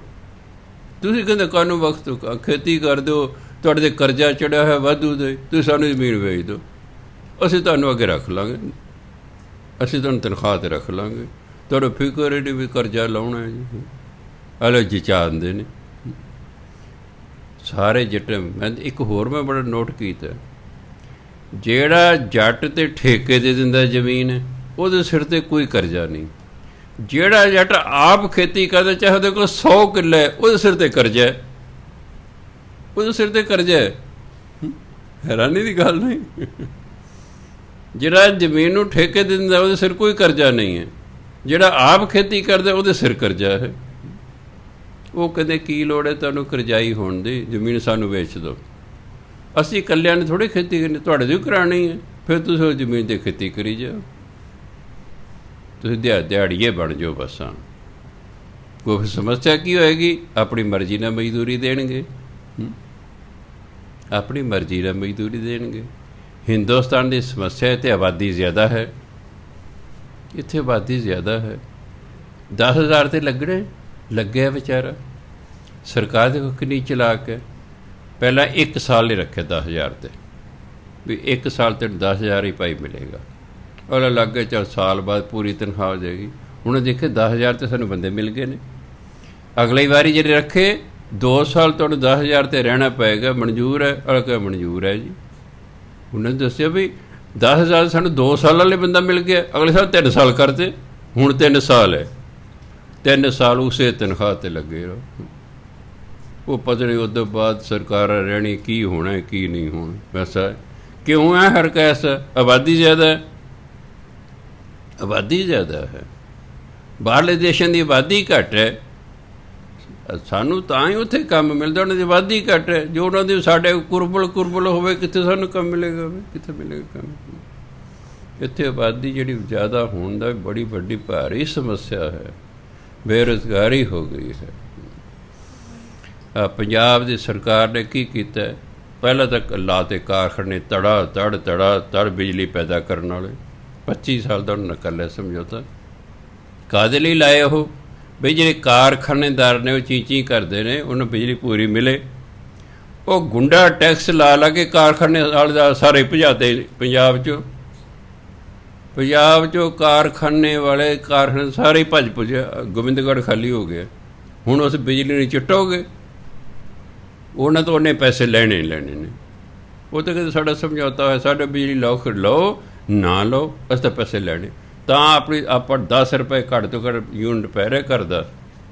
ਇਸ ਕਰਕੇ ਇਹੋ ਜਿਹੇ ਨਖੇਦੇ ਲੋਕ ਨੇ, ਬੇਰੁਜ਼ਗਾਰੀ ਪੈਦਾ। ਕਾਰਖਾਨਿਆਂ ਨੇ ਤਾਂ ਰੁਜ਼ਗਾਰ ਦੇਣੇ। ਹਰਿਆਣੇ 'ਚ ਕਿਉਂ ਹੈ? ਪੰਜਾਬ ਆਪਣਾ ਜਦੋਂ ਸਾਲ ਬਾਅਦ ਬਜਟ ਪੇਸ਼ ਕਰਦਾ ਅਤੇ ਹਰਿਆਣਾ ਕਰਦਾ, ਮੈਂ ਪੜ੍ਹ ਕੇ ਹੈਰਾਨ ਹੋ ਗਿਆ। ਉਹਨਾਂ ਦਾ ਬਜਟ ਸਾਡੇ ਨਾਲ ਦੂਣਾ ਹੁੰਦਾ। ਇਹਦਾ ਮੈਂ ਸਾਡੇ ਤੋਂ 2 ਗੁਣਾ ਅਮੀਰ ਨੇ ਉਹ ਲੋਕ। ਸਟੇਟ ਸਾਡੇ ਤੋਂ ਛੋਟੀ ਹੈ, ਬਜਟ ਸਾਡੇ ਤੋਂ ਦੂਣਾ ਹੈ ਉਹਨਾਂ ਦਾ। ਕਿਉਂ? ਸਾਰੇ ਕਾਰਖਾਨੇ ਤੋਂ ਉੱਥੇ ਚਲੇ ਗਏ ਨੇ। ਵੱਡੇ ਮਾਲ ਨੇ ਜਿਹੜੇ ਸੜਕ ਦੇ ਉੱਪਰ ਆ ਰਹੇ, ਜੀਪ ਲੈ ਕੇ ਅੱਗੇ ਇੱਕ ਜੀਪ ਜਾ ਰਹੀ ਹੈ, ਪੈਸੇ ਤਿਆਰ ਰੱਖੋ ਜੀ, ਆ ਰਹੇ ਨੇ। ਉਹ ਮਗਰ ਇਕੱਠੇ ਕਰਦੇ ਜਾਂਦੇ ਨੇ, ਉਹ ਆਪਣੀ ਜੀਪ ਭਰੀ ਸ਼ਾਨ ਮੁੜ ਗਏ। ਲੋਕ ਦੁਖੀ ਆ ਕੇ ਅਮੀਰ ਪੰਜਾਬ ਛੱਡ ਗਏ ਨੇ, ਗਰੀਬ ਵਿਚਾਰਾ ਉਂਝ ਛੱਡ ਕੇ ਜਾ ਰਿਹਾ। ਆਹ 2-4 ਸਾਲਾਂ ਨੂੰ ਜੜ ਜਾਣਾ, ਮਗਰ ਉੱਥੇ ਡਾਂਸ ਕਰੀ ਜੋ, ਫਿਰ ਜੋ ਮਰਜ਼ੀ ਪੈ ਕਰੋ। ਸੋ ਗੁਰੂ ਮਹਾਰਾਜ ਕਹਿੰਦੇ, ਹਸਤੀ ਘੋੜੇ ਦੇਖ ਵਿਗਾਸਾ। ਹਸਤੀ ਬਣੇ ਹਾਥੀ, ਆਪਾਂ ਹਾਥੀ ਕਹਿੰਦੇ, ਹਿੰਦੀ ਵਾਲੇ ਹਸਤੀ ਕਹਿੰਦੇ, ਸੰਸਕ੍ਰਿਤ ਦੇ ਗਜ ਕਹਿੰਦੇ ਨੇ। ਗਜ ਮੈਨੇ ਵੀ ਹਾਥੀ ਹੁੰਦਾ, ਹਸਤੀ ਮੈਨੇ ਵੀ ਹਾਥੀ ਹੁੰਦਾ। ਵਿਗਾਸਾਂ ਦੇ ਵਿਗਾਸ ਦਾ ਖੇੜੇ 'ਚ ਆਉਣਾ, ਖੁਸ਼ ਹੋਣਾ। ਮੈਨੂੰ ਇੱਕ ਹਾਥੀ ਘੋੜੇ ਵੇਖ ਕੇ ਖੁਸ਼ ਹੁੰਦਾ ਵੀ ਆਹਾ ਮੇਰੇ ਕੋਲ ਹਾਥੀ ਨੇ, ਮੇਰੇ ਕੋਲ ਘੋੜੇ ਨੇ। ਜਿਵੇਂ ਤੁਸੀਂ ਆਪਣੀ ਵੱਡੀ ਸਾਰੀ ਗੱਡੀ ਵੇਖ ਕੇ ਖੁਸ਼ ਹੁੰਦੇ ਹੋ ਨਾ, ਆਹਾ 18 ਲੱਖ ਦੀ, ਆਹਾ ਇੰਨੇ ਲੱਖ ਦੀ, ਆਹ ਵਿਚਾਰੇ ਸਾਬਣ ਦਾ ਨਹੀਂ ਲਈ ਫਿਰਦੇ ਨੇ। ਦੇਖੋ ਤੁਹਾਡੇ ਕੋਲ ਵੱਡੀ ਗੱਡੀ ਹੈ, ਤੁਹਾਡੇ ਦੂਜੀ ਛੋਟੀ ਗੱਡੀ ਨਾ ਸਾਬਣ ਦਾ ਨਹੀਂ ਲੱਗਦੀ, ਕਿ ਖਿਡੌਣਾ 'ਚ ਲਈ ਫਿਰਦੇ, ਹਉਮੈ ਪੈਦਾ ਹੋ ਜਾਂਦੀ ਹੈ। ਬੜਾ ਸਿਆਪਾ ਇਹ। ਮਨੁੱਖ ਤਰੱਕੀ ਕਰਦਾ, ਸ਼ੁਕਰਾਨਾ ਹੀ ਕਰਦਾ ਪਰਮਾਤਮਾ ਦਾ ਵੀ ਪਹਿਲਾਂ ਮੇਰੇ ਕੋਲ ਐਡੀ ਛੋਟੀ ਜਿਹੀ ਹੁੰਦੀ ਸੀ, ਅੱਜ ਮੈਨੂੰ ਤੂੰ 20 ਲੱਖ ਦੀ ਗੱਡੀ ਦਿੱਤੀ, ਤੇਰਾ ਬਹੁਤ ਬਹੁਤ ਧੰਨਵਾਦ ਹੈ। ਉਹਨਾਂ ਨੂੰ ਕਹਿੰਦੇ ਕੀ ਹੈ ਵੇ ਖਿਡੌਣਾ ਜਿਹੀ, ਵੀ ਤੇਰਾ ਆਪਣਾ ਖਿਡੌਣਾ ਆਉਂਦੇ ਉਹ ਤੈਨੂੰ ਭੁੱਲ ਗਿਆ, ਉਹ ਤੈਨੂੰ ਭੁੱਲ ਗਿਆ। ਸਾਡੇ ਬਹੁਤਿਆਂ ਕੋਲ ਪਹਿਲਾਂ ਉਹੀ ਸਭ ਮਰੂਤੀ ਕਾਰਾਂ ਹੀ ਸਨ ਨਾ, 2-2 ਲੱਖ ਵਾਲੀਆਂ। ਚਲੋ ਸਾਡੇ ਹਾਲਾਤ ਬਦਲ ਗਏ, ਅਸੀਂ ਪਹਿਲਾਂ ਨਾ 20 ਹੋ ਗਏ, ਕਿਸੇ ਨੇ 6 ਲੱਖ ਦੀ ਖਰੀਦ ਲਈ, ਕਿਸੇ ਦੀ 11 ਲੱਖ ਦੀ ਖਰੀਦ ਲਈ, ਕਿਸੇ ਨੇ ਭਾਈ 18 ਲੱਖ ਦੀ ਖਰੀਦ ਲਈ, ਅਤੇ ਕਈਆਂ ਕੋਲ 2-2 ਕਰੋੜ ਦੀ ਵੀ ਹੈ। ਆਪਣੀ ਸਮਰੱਥਾ ਹੈ ਬੰਦੇ ਦੀ। ਤਾਂ ਹਾਥੀ ਘੋੜੇ ਵੇਖ ਕੇ ਬੰਦਾ ਖੁਸ਼ ਹੁੰਦਾ ਹੈ। ਲਸ਼ਕਰ ਜੋੜੇ ਨੇਬ ਖਵਾਸਾ, ਲਸ਼ਕਰ ਦੀ ਫੌਜ ਇਕੱਠੀ ਕਰ ਲੈਂਦਾ ਹੈ। ਨੇਬ ਖਵਾਸਾ ਨੌਕਰ ਨੂੰ ਕਹਿੰਦੇ ਨੇ। ਨੇਬ ਸਲਾਹਕਾਰ ਹੁੰਦੇ ਨੇ, ਮੰਤਰੀ ਹੁੰਦੇ ਨੇ, ਨੌਕਰ ਹੁੰਦੇ ਨੇ, ਬੜੀ ਫੌਜ ਹੁੰਦੀ ਹੈ, ਬੜਾ ਖੁਸ਼ ਹੁੰਦਾ ਹੈ। ਗਾਲ ਜੇਵੜੀ ਹਉਮੈ ਕੇ ਫਸ, ਇਹਨਾਂ ਨਾਲ ਆਉਂਦੀ ਹੈ ਹਉਮੈ। ਅਤੇ ਹਉਮੈ ਐਂ ਸਮਝੋ ਜੋ ਗਲ 'ਚ ਪਾਈ ਹੋਵੇ ਰੱਸੀ। ਜੇਵੜੀ ਹਿੰਦੀ ਦਾ ਸ਼ਬਦ ਹੈ, ਰੱਸੀ। ਹਉਮੈ ਤਾਂ ਐਂ ਸਮਝੋ ਗਲ 'ਚ ਰੱਸੀ ਪਾਈ ਹੋਈ ਹੈ, ਅਤੇ ਜਿਵੇਂ ਰੱਸੀ ਘੁੱਟਦੀ ਹੈ ਨਾ, ਚੱਲ ਕੇ ਫਾਹੀ ਦਿੱਤੀ, ਫਾਂਸ। ਇਹ ਹਉਮੈ ਦੀ ਫਾਹੀ ਇਹਨਾਂ ਦੇ ਗਲ 'ਚ ਪਈ ਹੋਈ ਹੈ। ਇਹ ਚੀਜ਼ਾਂ ਵੇਖ ਕੇ ਹਉਮੈ ਕਰਦੇ ਨੇ, ਮੇਰੇ ਕੋਲ ਆ। ਪਰਮਾਤਮਾ ਧੰਨਵਾਦ ਨਹੀਂ ਕਰਦੇ। ਇਹ ਤਾਂ ਬਹੁਤ ਘੱਟ ਨੂੰ ਸੋਝੀ ਹੈ ਵੀ ਜੇ ਮੈਂ ਅਮੀਰ ਹਾਂ ਅਤੇ ਉਹਦੀ ਕਿਰਪਾ ਨਾਲ ਨਾ ਬੰਦਾ ਹਉਮੈ ਕਰਦਾ ਹਾਂ, ਪਤਾ ਮੈਂ ਕਿੰਨਾ ਕੁ ਸਿਆਣਾ ਹਾਂ, ਮੈਂ ਅਮੀਰ ਹੋ ਗਿਆ ਹਾਂ। ਇਹ ਤਾਂ ਐਵੇਂ ਹੀ ਨੇ, ਉਹ ਸਾਨੂੰ ਐਵੇਂ ਹੀ ਗਿਣਦੇ ਨੇ। ਉਹ ਗਰੀਬਾਂ ਨੂੰ ਨਾ ਐਵੇਂ ਹੀ ਗਿਣਦੇ ਨੇ, ਕਿਉਂ ਉਹਨੇ ਅਮੀਰ ਨਹੀਂ ਜਿੰਨੇ ਉਹ ਨੇ। ਹਉਮੈ ਨਹੀਂ ਕਰਨੀ, ਸਗੋਂ ਜਿਉਂ ਅਮੀਰ ਹੋਈ ਜਾਈਏ, ਜਿਉਂ ਉੱਚੀ ਪੋਸਟ 'ਤੇ ਚਲੇ ਜਾਈਏ, ਜਿਉਂ ਆਦਰ ਮਾਣ ਵਧੇ, ਸਗੋਂ ਨਿਮਰਤਾ ਲਿਆਉਣੀ ਚਾਹੀਦੀ। ਇਹ ਨਹੀਂ ਸਮਝਦੇ ਮੇਰੇ ਗੁਨਾਹ ਕਰਕੇ ਮੇਰਾ ਆਦਰ ਮਾਣ ਹੈ, ਨੋ। ਪਰ ਇਹ ਪਰਮਾਤਮਾ ਦੇ ਹੱਥ ਹੈ। ਉਹਦੀ ਪਤਾ ਲੱਗਦਾ ਜੇ ਸਭ ਕੁਝ ਪੁੱਠਾ ਕਰ ਦਿੰਦਾ, ਚੱਲ ਸੱਜਣਾ ਜੇਲ੍ਹ ਨੂੰ। ਉਹ ਲੋਕ ਜਿਨ੍ਹਾਂ ਨੂੰ ਆ ਕੇ ਰਾਜੇ ਮਹਾਰਾਜੇ ਮੱਥੇ ਟੇਕਦੇ ਸਨ, ਹੱਥ ਜੋੜ ਕੇ ਦਰਬਾਰ 'ਚ ਖੜ੍ਹੇ ਰਹਿੰਦੇ ਸਨ, ਆ ਜੇਲ੍ਹਾਂ 'ਚ ਬੈਠੇ ਨੇ। ਦਾਤੇ ਦੇ ਰੰਗ ਨੇ, ਕੋਈ ਪਤਾ ਨਹੀਂ ਕਿਸ ਵੇਲੇ ਕੀ ਕਰਦੇ, ਕੋਈ ਪਤਾ ਨਹੀਂ ਕਿਸੇ ਵੇਲੇ। ਇਸ ਲਈ ਜੋ ਕੁਛ ਤੁਹਾਨੂੰ ਪ੍ਰਾਪਤ ਹੈ ਉਹ 'ਤੇ ਹਉਮੈ ਨਹੀਂ ਕਰਨੀ ਹੈਗੀ। ਪਰਮਾਤਮਾ ਨੂੰ ਹਉਮੈ ਪਸੰਦ ਨਹੀਂ ਹੈ। ਕਿਉਂ ਨਹੀਂ ਪਸੰਦ ਹੈ? ਉਹ ਕਹਿੰਦਾ ਤਾਂ ਮੈਂ ਤੈਨੂੰ ਦਿੱਤਾ ਹੈ, ਤੂੰ ਮੇਰਾ ਸ਼ੁਕਰਗੁਜ਼ਾਰ ਨਹੀਂ ਕਰਦਾ, ਸਗੋਂ ਹਉਮੈ ਕਰਦਾ, ਮੇਰੇ ਕੋਲ ਆ ਕੁਛ ਹੈ, ਮੇਰੇ ਕੋਲ ਆ ਕੁਛ ਹੈ। ਬਈ ਜੇ ਮੈਂ ਸਾਰਾ ਕੁਛ ਹੀ ਵਾਪਸ ਲੈ ਲਿਆ ਫਿਰ ਕੀ ਕਰੇਂਗਾ? ਫਿਰ ਦੱਸ ਤੂੰ ਕੀ ਕਰ ਲੈ? 10 ਵਸਤੂ ਲੈ ਪਾਛੇ ਪਾਵੈ, ਏਕ ਕਾਰਨ ਬਿਖੋਟ ਗਵੈ। ਏਕ ਪੀ ਨਾ ਦੇ, 10 ਪੀ ਹਿਰ ਲੈਂਦਾ ਖੋਹ ਲੈਣਾ। ਜੇ ਰੱਬ ਜਿਹੜੀ 11ਵੀਂ ਮੰਗੀ ਹੈ ਉਹ ਵੀ ਨਾ ਦੇਵੇ, ਜਿਹੜੀ ਪਹਿਲਾਂ 10 ਦਿੱਤੀਆਂ ਉਹ ਖੋਹ ਲੈ, ਤਾਂ ਮੂਰਖ ਮਨ ਕਹਾ ਕਰੇ। ਫਿਰ ਤੂੰ ਕੀ ਕਰ ਲੇਂਗਾ? ਕਹਿੰਦੇ ਫਿਰ ਦੱਸ ਕੀ ਕਰ ਲੇਂਗਾ? ਸਮਝਾਇਆ ਸਾਨੂੰ ਇਹ ਨਿਰਾ ਪੜ੍ਹਨ ਲਈ ਨਹੀਂ ਹੈ ਵੀ ਰੋਜ਼ ਪੜ੍ਹੀ ਜਾਓ ਪੜ੍ਹੀ ਜਾਓ ਪੜ੍ਹੀ ਜਾਓ। ਠੀਕ ਹੈ, ਪੜ੍ਹਨ ਦਾ ਆਪਣਾ ਇੱਕ ਫਲ ਹੈ, ਪਰ ਗੱਲ ਤਾਂ ਸਮਝਾਈ ਹੋਈ ਹੈ ਨਾ ਵੀ ਚੱਲ ਜੇ 11ਵੀਂ ਚੀਜ਼ ਨਹੀਂ ਦਿੱਤੀ ਤਾਂ ਨਾਰਾਜ਼ ਹੋਣ ਦੀ ਕਿਹੜੀ ਗੱਲ ਹੈ? 10 ਤਾਂ ਦਿੱਤੀਆਂ ਨੇ ਨਾ, 10 ਤਾਂ ਦਿੱਤੀਆਂ ਨੇ, ਉਹ 10 ਥੋੜ੍ਹੀਆਂ ਨੇ। ਚਲੋ ਇੱਕ ਨਹੀਂ ਦਿੱਤੀ, ਕੋਈ ਗੱਲ ਨਹੀਂ, ਵੀ ਉਹਦੀ ਮਰਜ਼ੀ ਹੈ ਭਾਈ। ਠੀਕ ਹੈ ਮਹਾਰਾਜ ਜੀ, ਮੇਰਾ ਕੰਮ ਸੀ ਮੰਗਣਾ, ਮੈਂ 2-4 ਵਾਰੀ 10 ਵਾਰੀ ਆਪ ਜੀ ਤੋਂ ਮੰਗਿਆ, ਤੁਸੀਂ ਨਹੀਂ ਦੇ, ਤੁਹਾਡੀ ਮਰਜ਼ੀ ਹੈ। ਚਲੋ ਠੀਕ ਹੈ, ਆਰਾਮ ਨਾਲ ਟਿਕ ਕੇ ਬਹਿ ਜਾ, ਆਪਣੇ ਕੰਮ ਲੱਗੇ ਰਹੋ। ਕੀ ਪਤਾ ਉਸ 'ਤੇ ਚੌਗਣ ਕਰੇ ਨਿਹਾਲ, ਜੇ ਅਸੀਂ ਉਹਦੀ ਰਜ਼ਾ 'ਚ ਆ ਜਾਈਏ ਉਸ ਤੋਂ 4 ਗੁਣਾ ਸਾਨੂੰ ਵੱਧ ਦੇ ਦੇ। ਉਹਦੇ ਤਾਂ ਉਹਦੀ ਮਰਜ਼ੀ ਹੈ ਭਾਈ, ਮਰਜ਼ੀ ਹੈ ਦੇ ਦੇ, ਮਰਜ਼ੀ ਹੈ ਖੋਲ੍ਹ। ਕਿਸੇ ਨੇ ਮੈਨੂੰ ਚੀਜ਼ ਦਿੱਤੀ ਹੈ, ਗੁਰਬਾਣੀ ਕਹਿੰਦੀ ਹੈ ਇਨਸਾਨ ਤੂੰ ਤਾਂ ਇੱਕ ਦਿਹਾੜੀ ਦਾ ਮਹਿਮਾਨ ਹੈ। ਵੀ ਤੈਨੂੰ ਤਾਂ ਜਿਵੇਂ ਇੱਕ ਦਿਹਾੜੀ 3.5 ਸੇਰ ਕਾ ਮਹਿਮਾਨ, ਕਹਿੰਦਾ 3.5 ਸੇਰ ਤੇਰੀ ਖੁਰਾਕ ਹੈ, ਬਸ ਦਾਤਾ ਉਹ ਦਿੰਦਾ ਕਿਉਂਕਿ ਉਹਨੇ ਤੈਨੂੰ ਪੈਦਾ ਕੀਤਾ। ਬਾਕੀ ਜੋ ਕੁਛ ਹੈ ਕਹਿੰਦੇ ਇਹ ਤਾਂ ਅਮਾਨ ਹੈ, ਇਹ ਤਾਂ ਪਰਮਾਤਮਾ ਦੀ ਅਮਾਨਤ ਹੈ ਤੇਰੇ ਕੋਲ। ਅਮਾਨਤ ਹੁੰਦੀ ਆਪਾਂ ਕਿਸੇ ਨੂੰ ਕੋਈ ਚੀਜ਼ ਕੁਝ ਸਮੇਂ ਲਈ ਦੇ ਦਈਏ ਵੀ ਫਿਰ ਮੈਂ ਵਾਪਸ ਲੈ ਲਾਂਗਾ। ਮੰਨ ਲਓ ਮੈਂ ਫੋਰਨ ਕੰਟਰੀ ਚੱਲਿਆ, ਮੇਰੇ ਕੋਲ ਜਿਹੜੀ ਕੀਮਤੀ ਚੀਜ਼ਾਂ ਨੇ ਘਰ 'ਚ, ਮੈਂ ਕਹਿੰਦਾ ਐਵੇਂ ਨਾ ਮਗਰੋਂ ਚੋਰ ਲੈ ਜਾਣਾ, ਮੈਂ ਕਿਸੇ ਦੋਸਤ ਮੇਰੇ ਸਤਸੰਗ ਦੇ ਜਾਣਾ, ਬੇਟਾ ਤੂੰ ਭਾਈ ਰੱਖ ਲੈ, ਭਾਵੇਂ ਉਹਨਾਂ ਨੂੰ ਵਰਤੀ ਜਾਈ, ਜਦੋਂ ਮੈਂ ਆਵਾਂਗਾ ਲੈ ਲਾਂਗਾ। ਜੇ ਤਾਂ ਅਮਾਨਤ ਸਮਝ ਕੇ ਵਰਤੀ ਜਾਏਗਾ ਫਿਰ ਤਾਂ ਮੈਂ ਜਦੋਂ ਅੱਜ ਖੁਸ਼ੀ ਖੁਸ਼ੀ ਵਾਪਸ ਕਰ ਦੇਗਾ। ਅਤੇ ਜੇ ਮੈਂ ਆ ਕੇ ਮੰਗਿਆ ਅਤੇ ਚੀਫ ਹੀ ਕਰੇ ਤਾਂ ਫਿਰ ਮੈਂ ਕਹਾਂਗਾ ਨਹੀਂ ਵੀ ਦੱਸ ਯਾਰ ਮੇਰੀ ਚੀਜ਼ ਹੈ, ਮੈਨੂੰ ਵਾਪਸ ਕਦੇ ਚੀਫ ਹੀ ਕਰ ਦੇ। ਪਰਮਾਤਮਾ ਕਹਿੰਦਾ 3.5 ਸੇਰ ਅਨਾਜ ਤੋਂ ਬਿਨਾਂ ਜੋ ਕੁਛ ਤੁਹਾਡੇ ਕੋਲ ਹੈ ਮੇਰਾ ਦਿੱਤਾ, ਮੇਰੀ ਅਮਾਨਤ ਹੈ, ਉਹ ਮੈਂ ਕਿਸੇ ਵੇਲੇ ਤੁਹਾਡੇ ਤੋਂ ਵਾਪਸ ਲੈ, ਚੀਫ ਹੀ ਕਰਨ ਦੀ ਲੋੜ ਨਹੀਂ।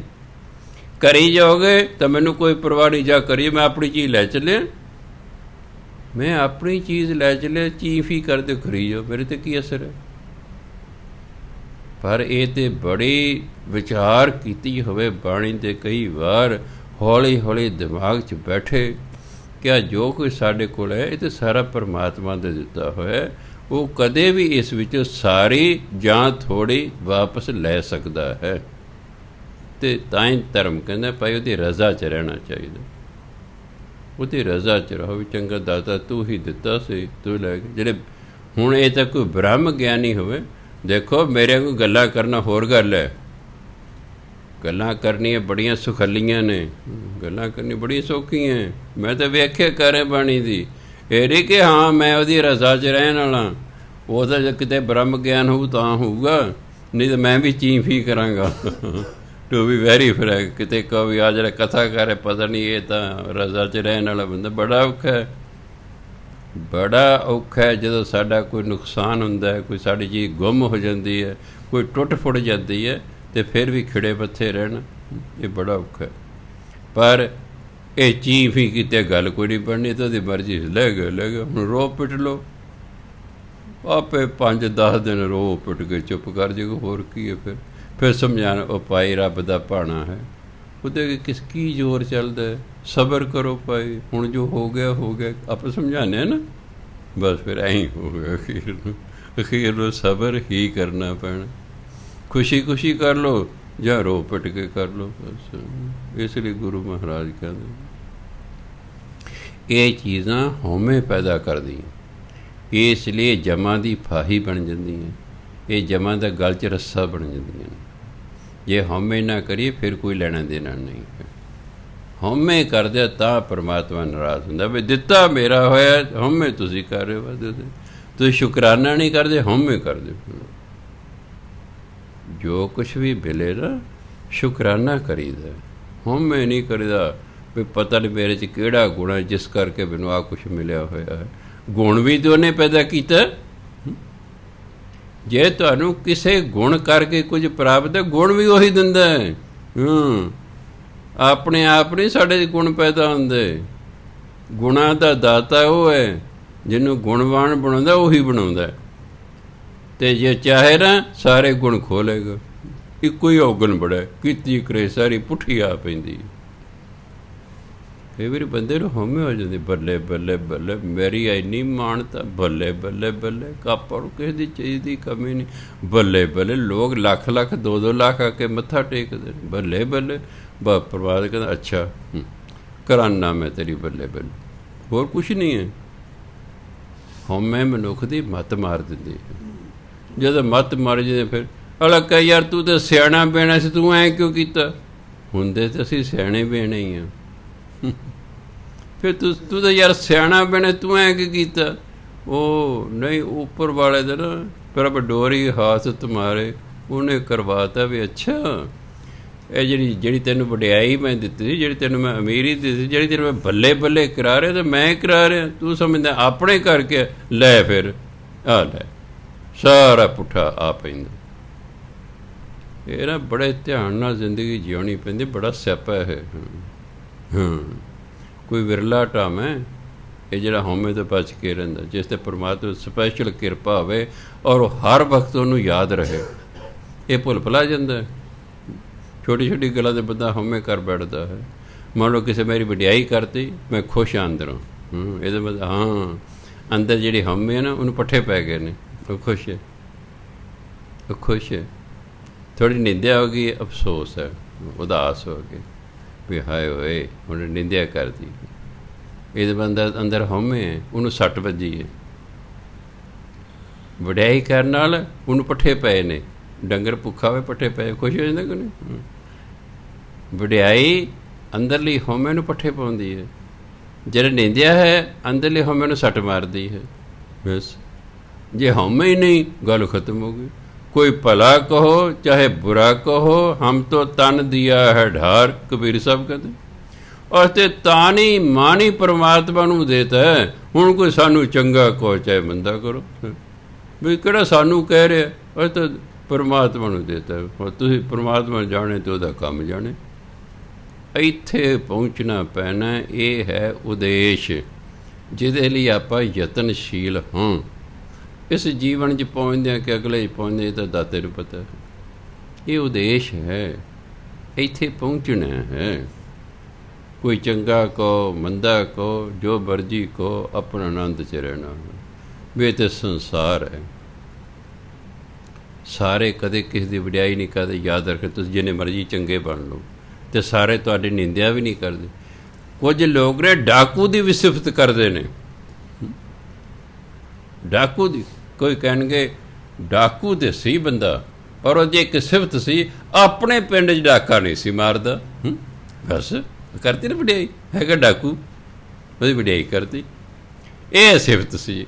ਜਿਵੇਂ ਇੱਕ ਡਾਕੂ ਮਰ ਗਿਆ, ਲੋਕ ਅਫਸੋਸ ਕਰਨ ਆ ਗਏ ਵੀ ਗੁਣ ਤਾਂ ਕੋਈ ਹੈ ਨਹੀਂ, ਕੀ ਅਫਸੋਸ ਕਰੀਏ, ਬੜਾ ਮਾੜਾ ਹੋਇਆ ਜੀ, ਡਾਕੂ ਹੈ ਮਰ ਗਿਆ। ਉੱਤੋਂ ਖੁਸ਼ ਨੇ ਲੋਕ, ਮਰਿਆ ਮਗਰੋਂ ਲੱਥਾ। ਪਰ ਹੁਣ ਅਫਸੋਸ ਤਾਂ ਕਰਨਗੇ ਘਰ 'ਚ ਬੈਠੇ ਚੁੱਪ ਕਰਕੇ ਸਾਰੇ। Who will break the ice, ਇਹ ਚੁੱਪ ਕੌਣ ਤੋੜੂਗਾ? ਇੱਕ ਬੋਲਿਆ, ਕਹਿੰਦੇ ਦੇਖੋ ਜੀ, ਇਹ 'ਚ ਕੋਈ ਸ਼ੱਕ ਨਹੀਂ ਉਹ ਡਾਕੇ ਮਾਰਦਾ ਸੀ, ਪਰ ਇੱਕ ਉਹਦੀ ਸਿਫਤ ਸੀ, ਉਹਨੇ ਆਪਣੇ ਪਿੰਡ ਅਤੇ ਆਲੇ ਦੁਆਲੇ ਦੇ ਪਿੰਡਾਂ 'ਚ ਕਦੇ ਡਾਕਾ ਨਹੀਂ ਸੀ ਮਾਰਿਆ। ਬਸ ਇੱਥੋਂ ਫਿਰ ਸ਼ੁਰੂ ਹੋ ਗਿਆ, ਚੱਲ ਫਿਰ ਰੌਣਕ ਲੱਗ ਗਈ। ਸੋ ਭੈੜੇ ਤੋਂ ਭੈੜੇ ਬੰਦੇ 'ਚ ਕੋਈ ਨਾ ਕੋਈ ਗੁਣ ਹੁੰਦਾ ਹੈ, ਅਤੇ ਚੰਗੇ ਤੋਂ ਚੰਗੇ ਬੰਦੇ 'ਚ ਕੋਈ ਔਗੁਣ ਹੁੰਦਾ ਹੈ। ਇਸ ਲਈ ਕੁਝ ਤੁਹਾਡੀ ਵਡਿਆਈ ਕਰਨਗੇ, ਕੁਝ ਤੁਹਾਡੀ ਨਿੰਦਿਆ ਕਰਨਗੇ। ਇਸ ਲਈ ਬਹੁਤੇ ਔਖੇ ਹੋਣ ਦੀ ਲੋੜ ਨਹੀਂ। ਅਤੇ ਜਿਹੜਾ ਤੁਹਾਨੂੰ ਆ ਕੇ ਕਿ ਬਾਬਾ ਜੀ ਫਲਾਣਾ ਤੁਹਾਡੇ ਬਾਰੇ ਐਂ ਕਹਿੰਦਾ, ਉਹਨੂੰ ਕਹਿ ਦੇਖ ਭਰਾਵਾ ਅੱਗੇ ਤੋਂ ਨਹੀਂ ਮੈਨੂੰ ਕਹਿਣਾ, ਕਿਉਂ ਮੇਰਾ ਮੂਡ ਖਰਾਬ ਕਰਦਾ। ਸੰਸਾਰ ਹੈ, ਇਹ ਸੰਸਾਰ ਹੈ, ਕਿਹਦਾ ਮੂੰਹ ਫੜ ਲਾਂਗੇ? ਕਿਤੇ ਕਿਤੇ ਮੂੰਹ ਫੜ ਲਾਂਗੇ। ਆਪਣੇ ਆਪਣੇ ਵਿਚਾਰ ਨੇ। ਜਿਵੇਂ ਵੈਸ਼ ਨੂੰ ਚੰਗਾ ਲੱਗਦਾ, ਪੀਣ ਵਾਲੇ ਨੂੰ ਪੀਣ ਵਾਲਾ ਚੰਗਾ ਲੱਗਦਾ। ਦੱਸ, ਉਹ ਤਾਂ ਸਾਨੂੰ ਕੋਈ ਘਾਹ ਖਾਣਾ ਕਹਿੰਦਾ ਸੀ, ਕੋਈ ਜਿਹੜਾ ਦਾਲ ਪੀਣੇ ਕਹਿੰਦਾ ਸੀ। ਹੁਣ ਅਸੀਂ ਨਾਰਾਜ਼ ਹੋ ਜਾਈਏ? ਭਾਵੇਂ ਹੱਸ ਕੇ ਕਹਿ ਰਹੇ ਸੀ, ਪਰ ਕਹਿ ਤੇ ਸੱਚ ਰਹੇ ਸਨ। ਕਹਿਣ ਦੇ ਇੱਕ ਢੰਗ ਹੈ, ਮਾਹੌਲ 'ਚ ਕਹਿ ਦਿਓ ਵੀ ਅਗਲੇ ਮਹਿਸੂਸ ਵੀ ਨਾ ਤੇ ਕਹਿ ਵੀ ਲਓ। ਅਤੇ ਜਦੋਂ ਆਪ ਦਾਲ ਪੀਣ ਲੱਗ ਗਏ, ਮੈਂ ਕਿਹਾ ਹੁਣ ਤੁਸੀਂ ਕਿਉਂ ਦਾਲ ਪੀਂਦੇ ਹੋ, ਤੁਸੀਂ ਕਿਉਂ ਘਾਹ ਖਾਂਦੇ ਹੋ? ਕਹਿੰਦੇ ਹੁਣ ਸੋਝੀ ਆ ਗਈ। ਮੈਂ ਬਸ ਆਹੀ ਹੈ, ਸਾਨੂੰ ਪਹਿਲਾਂ ਪਰਮਾਤਮਾ ਨੇ ਦਿੱਤੀ, ਤੁਹਾਨੂੰ ਹੁਣ ਦਿੱਤੀ। ਬਸ ਇਸ ਲਈ ਸੰਸਾਰ ਹੈ, ਇਹਨੇ ਤਾਂ ਕੁਛ ਨਾ ਕੁਛ ਕਹੀ ਜਾਣਾ ਹੁੰਦਾ। ਆਪਣਾ ਪੀਸ ਆਫ ਮਾਈਂਡ ਨਹੀਂ ਲੋਕਾਂ ਦੀ ਗੱਲਾਂ ਸੁਣ ਕੇ ਖਰਾਬ ਕਰ ਲੈਣਾ, ਆਪਣੀ ਭਜਨ ਬੰਦਗੀ ਕਰਦੇ ਰਹਿਣਾ। ਹਾਂ, ਮੰਨ ਲਓ ਮੈਨੂੰ ਕੋਈ ਚੋਰ ਕਹਿੰਦਾ ਅਤੇ ਮੈਂ ਅੰਦਰ ਖਾਤੇ ਚੋਰ ਹਾਂ, ਤਾਂ ਫਿਰ ਮੈਨੂੰ ਆਪਣਾ ਸੁਧਾਰ ਕਰ ਲੈਣਾ ਚਾਹੀਦਾ ਕਿ ਬਈ ਲੋਕਾਂ ਦੇ ਨੋਟਿਸ 'ਚ ਆ ਗਏ ਮੇਰੀ ਬੁਰਾਈ। ਜੇ ਠੀਕ ਹੈ, ਤੁਸੀਂ ਠੀਕ ਹੋ, ਆਪਣੀ ਭਜਨ ਬੰਦਗੀ ਕਰਦੇ ਰਹੋ। ਵੀ ਸੰਸਾਰ 'ਤੇ ਹੈ, ਜਿਵੇਂ ਹਾਥੀ ਗਲੀ 'ਚ ਲੰਘੇ, ਕੁੱਤਿਆਂ ਦਾ ਕੰਮ ਹੈ ਭੌਂਕੀ ਜਾਣਾ। ਹਾਲਾਂਕਿ ਹਾਥੀ ਕੁਛ ਨਹੀਂ ਕਹਿ ਰਿਹਾ। ਕੁੱਤਾ ਆਪਣੇ ਘਰ 'ਚ ਵੱਜਿਆ, ਤੁਸੀਂ ਲੈ ਗਲੀ 'ਚ ਲੰਘੋ, ਤੁਹਾਨੂੰ ਭੌਂਕੀ ਜਾਏਗਾ। ਦੱਸੋ ਭਲਿਆ ਮਾਨਸਾ, ਜੇ ਅਸੀਂ ਅੰਦਰ ਆਈਏ ਤਾਂ ਤੂੰ ਭੌਂਕ ਵੀ ਮਾਲਕ ਨੂੰ ਦੱਸ ਤੁਹਾਡੇ ਅੰਦਰ ਕੋਈ ਆ ਵੜਿਆ। ਲੈ ਗਲੀ 'ਚੋਂ ਲੰਘ ਰਹੇ, ਅੰਦਰ ਬੈਠੇ ਭੌਂਕੀ ਜਾਂਦਾ। ਸੰਸਾਰ ਦਾ ਹੀ ਹੈ, ਇਸ ਲਈ ਬਹੁਤਾ ਨਹੀਂ ਚਿੰਤਾ ਕਰਨੀ। ਹਾਂ, ਅਗਰ ਗਲਤੀ ਹੈ ਉਹਨੂੰ ਸੁਧਾਰ ਲਓ। ਜੇ ਤੁਸੀਂ ਠੀਕ ਹੋ, ਪਰ ਠੀਕ ਹੈ, ਸੰਸਾਰ ਕਹੀ ਜਾਂਦਾ ਕਹੀ ਜਾਓ, ਕਿ ਤੁਸੀਂ ਮੂੰਹ ਫੜ ਲਓਗੇ। ਆਪਣਾ ਪੀਸ ਆਫ ਮਾਈਂਡ ਖਰਾਬ ਕਰਨ ਦੀ ਲੋੜ ਨਹੀਂ। ਭਜਨ ਬੰਦਗੀ ਕਰ, ਡਟੇ ਰਹੋ, ਲੱਗੇ ਰਹੋ। ਇਹੀ ਲੋਕ ਜੋ ਨਿੰਦਿਆ ਕਦੇ ਕੱਲ੍ਹ ਤੁਹਾਡੇ ਆਉਣ ਲੱਗ ਜਾਣਗੇ, ਇਹੀ ਆਉਣ ਲੱਗ ਜਾਣਗੇ। ਚਿੰਤਾ ਨਹੀਂ ਕਰਨੀ। ਸੋ ਗੁਰੂ ਮਹਾਰਾਜ ਕਹਿੰਦੇ, ਰਾਜ ਕਮਾਵੇ ਦਹਿ ਦਿਸ ਸਾਰੀ। ਦਸਾਂ ਦਿਸ਼ਾਵਾਂ 'ਚ ਰਾਜ ਕਰਦਾ ਹੈ, ਐਡਾ ਵੱਡਾ ਰਾਜ ਹੈ। ਜਿਵੇਂ ਸਿਕੰਦਰ ਚੱਲਿਆ ਸੀ ਘਰੋਂ, ਮਾਂ ਨੂੰ ਕਹਿੰਦੇ ਮੈਂ ਸਾਰਾ ਸੰਸਾਰ ਜਿੱਤਾਂਗਾ। ਜਦੋਂ ਪੋਰਸ ਨਾਲ ਪਿਆ ਨਾ, ਵਾਹ, ਜਦੋਂ 2 ਹੱਥ ਵਿਖਾਏ ਪੋਰਸ ਦੀ ਫੌਜ ਦੇ, ਉਹਦੀ ਫੌਜ ਕਹਿੰਦੀ ਜਿੱਤ ਤੇ ਆਪਾਂ ਗਏ ਜੀ, ਅਸੀਂ ਨਹੀਂ ਅੱਗੇ ਵੜਦੇ, ਅਸੀਂ ਨਹੀਂ ਅੱਗੇ ਲੜਦੇ। ਅਗਲੇ ਉਹਨੂੰ ਪਤਾ ਲੱਗ ਗਿਆ, ਅਗਲਾ ਜਿਹੜਾ ਰਾਜਾ ਨਾ ਉਹ ਉਦੋਂ ਵੀ ਤਕੜਾ ਹੈ। ਕਹਿੰਦਾ ਜੀ ਬਹੁਤ ਸਾਲ ਹੋ ਗਏ ਲੜਦਿਆਂ ਹੋਏ, ਹੁਣ ਘਰ ਨੂੰ ਵਾਪਸ ਚੱਲੋ। ਹੁਣ ਜਦ ਫੌਜ ਹੀ ਅੜ ਖਲੋਵੇ ਤਾਂ ਅਗਲਾ ਫਿਰ ਕੀ ਕਰੇਗਾ? ਵਾਪਸ ਜਾ ਰਿਹਾ ਵੀ ਚਲੋ ਜਿੰਨੇ ਯੂਨਾਨ, ਕਿੱਥੇ ਯੂਨਾਨ ਹੈ ਜਿਹਨੂੰ ਗਰੀਸ ਕਹਿੰਦੇ ਨੇ,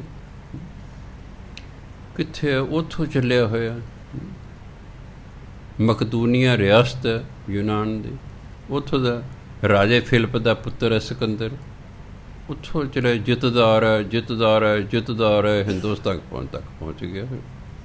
ਹਿੰਦੁਸਤਾਨ ਤੋਂ ਅੱਗੇ ਤਾਂ ਫਿਰ ਪਹਾੜ ਸ਼ੁਰੂ ਹੋ ਜਾਣੇ ਸੀ, ਗੱਲ ਖਤਮ ਹੋ ਜਾਣੀ ਸੀ। ਵਾਪਸ ਜਾ ਰਿਹਾ, ਚਲੋ ਮਾਂ ਨੂੰ ਦੱਸਾਂਗੇ ਮੈਂ ਬਹੁਤ ਜਿੱਤ ਲਿਆ। ਜਦੋਂ ਪਹੁੰਚਿਆ ਈਰਾਨ ਦੇ ਰੇਤੇ 'ਚ ਬੁਖਾਰ ਚੜ੍ਹ ਗਿਆ।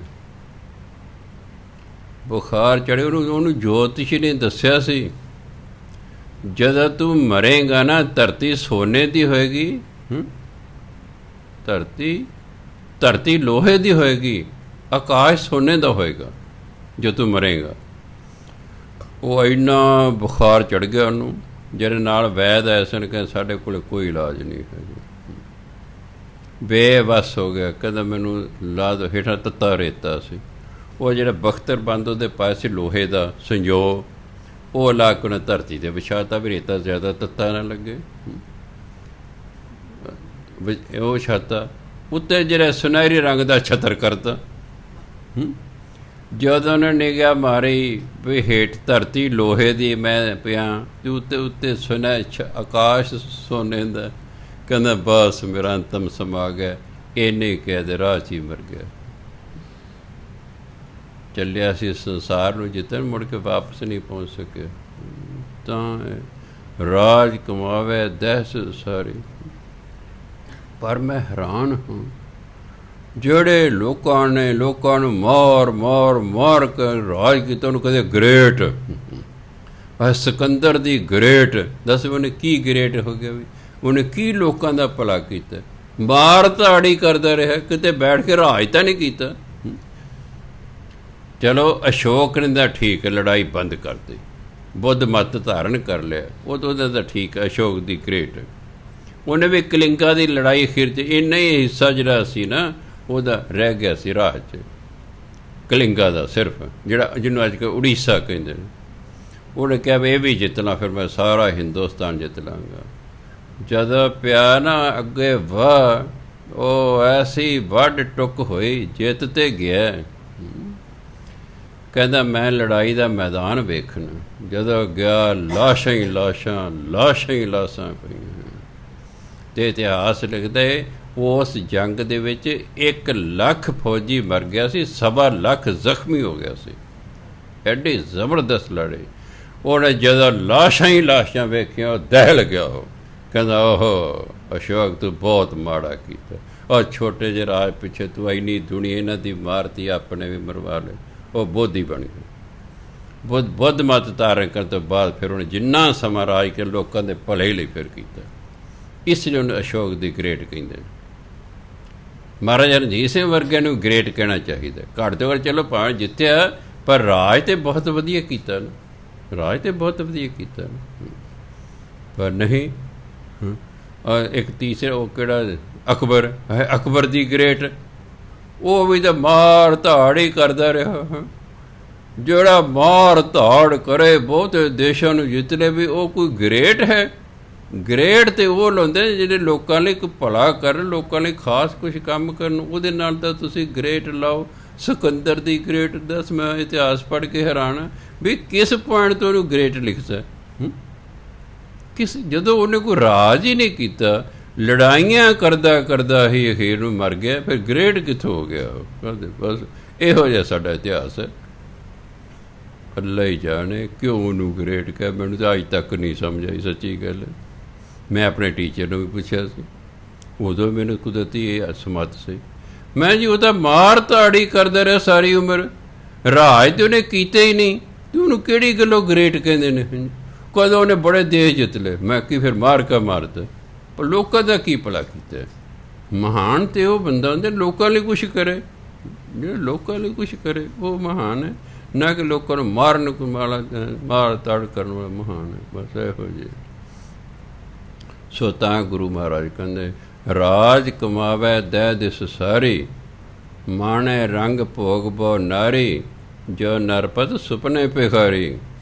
ਰਾਜ ਕਹਿੰਦਾ 10 ਦਿਸ਼ਾਵਾਂ 'ਚ ਬੜੀਆਂ ਜਨਾਨੀਆਂ ਰਾਣੀਆਂ ਰੱਖੀਆਂ ਹੋਈਆਂ, ਉਹਨਾਂ ਨੂੰ ਭੋਗ ਵਿਲਾਸ ਕਰਦਾ ਹੈ, ਅਤੇ ਉਹਦਾ ਹਾਲਤ ਕੀ ਹੈ? ਨਰਪਤ ਦਾ ਰਾਜਾ ਸੁਪਨੇ 'ਚ ਭਿਖਾਰੀ ਬਣ ਜੇ, ਅਤੇ ਫਿਰ ਦੇਖੋ ਉਹਦੀ ਹਾਲਤ ਦੇਖਣ ਵਾਲੀ ਹੁੰਦੀ ਹੈਗਾ। ਰਾਜਾ ਸੁਪਨੇ ਭਿਖਾਰੀ ਬਣ ਗਿਆ ਹੈ। ਬਸ ਇਹਨਾਂ ਦੇ ਕਹਿੰਦੇ ਹਾਲ ਤਾਂ ਅਸਲ ਦੇ ਅੰਦਰੋਂ ਭਿਖਾਰੀਆਂ ਵਾਲਾ ਹੈ, ਇਹ ਉੱਪਰੋਂ ਹੀ ਨਰਪਤ ਵਿਖਾਈ ਦਿੰਦੇ ਹਨ, ਕਿਉਂਕਿ ਇਹਨਾਂ ਦੇ ਅੰਦਰ ਹਉਮੈ ਪੈਦਾ ਹੋ ਗਈ।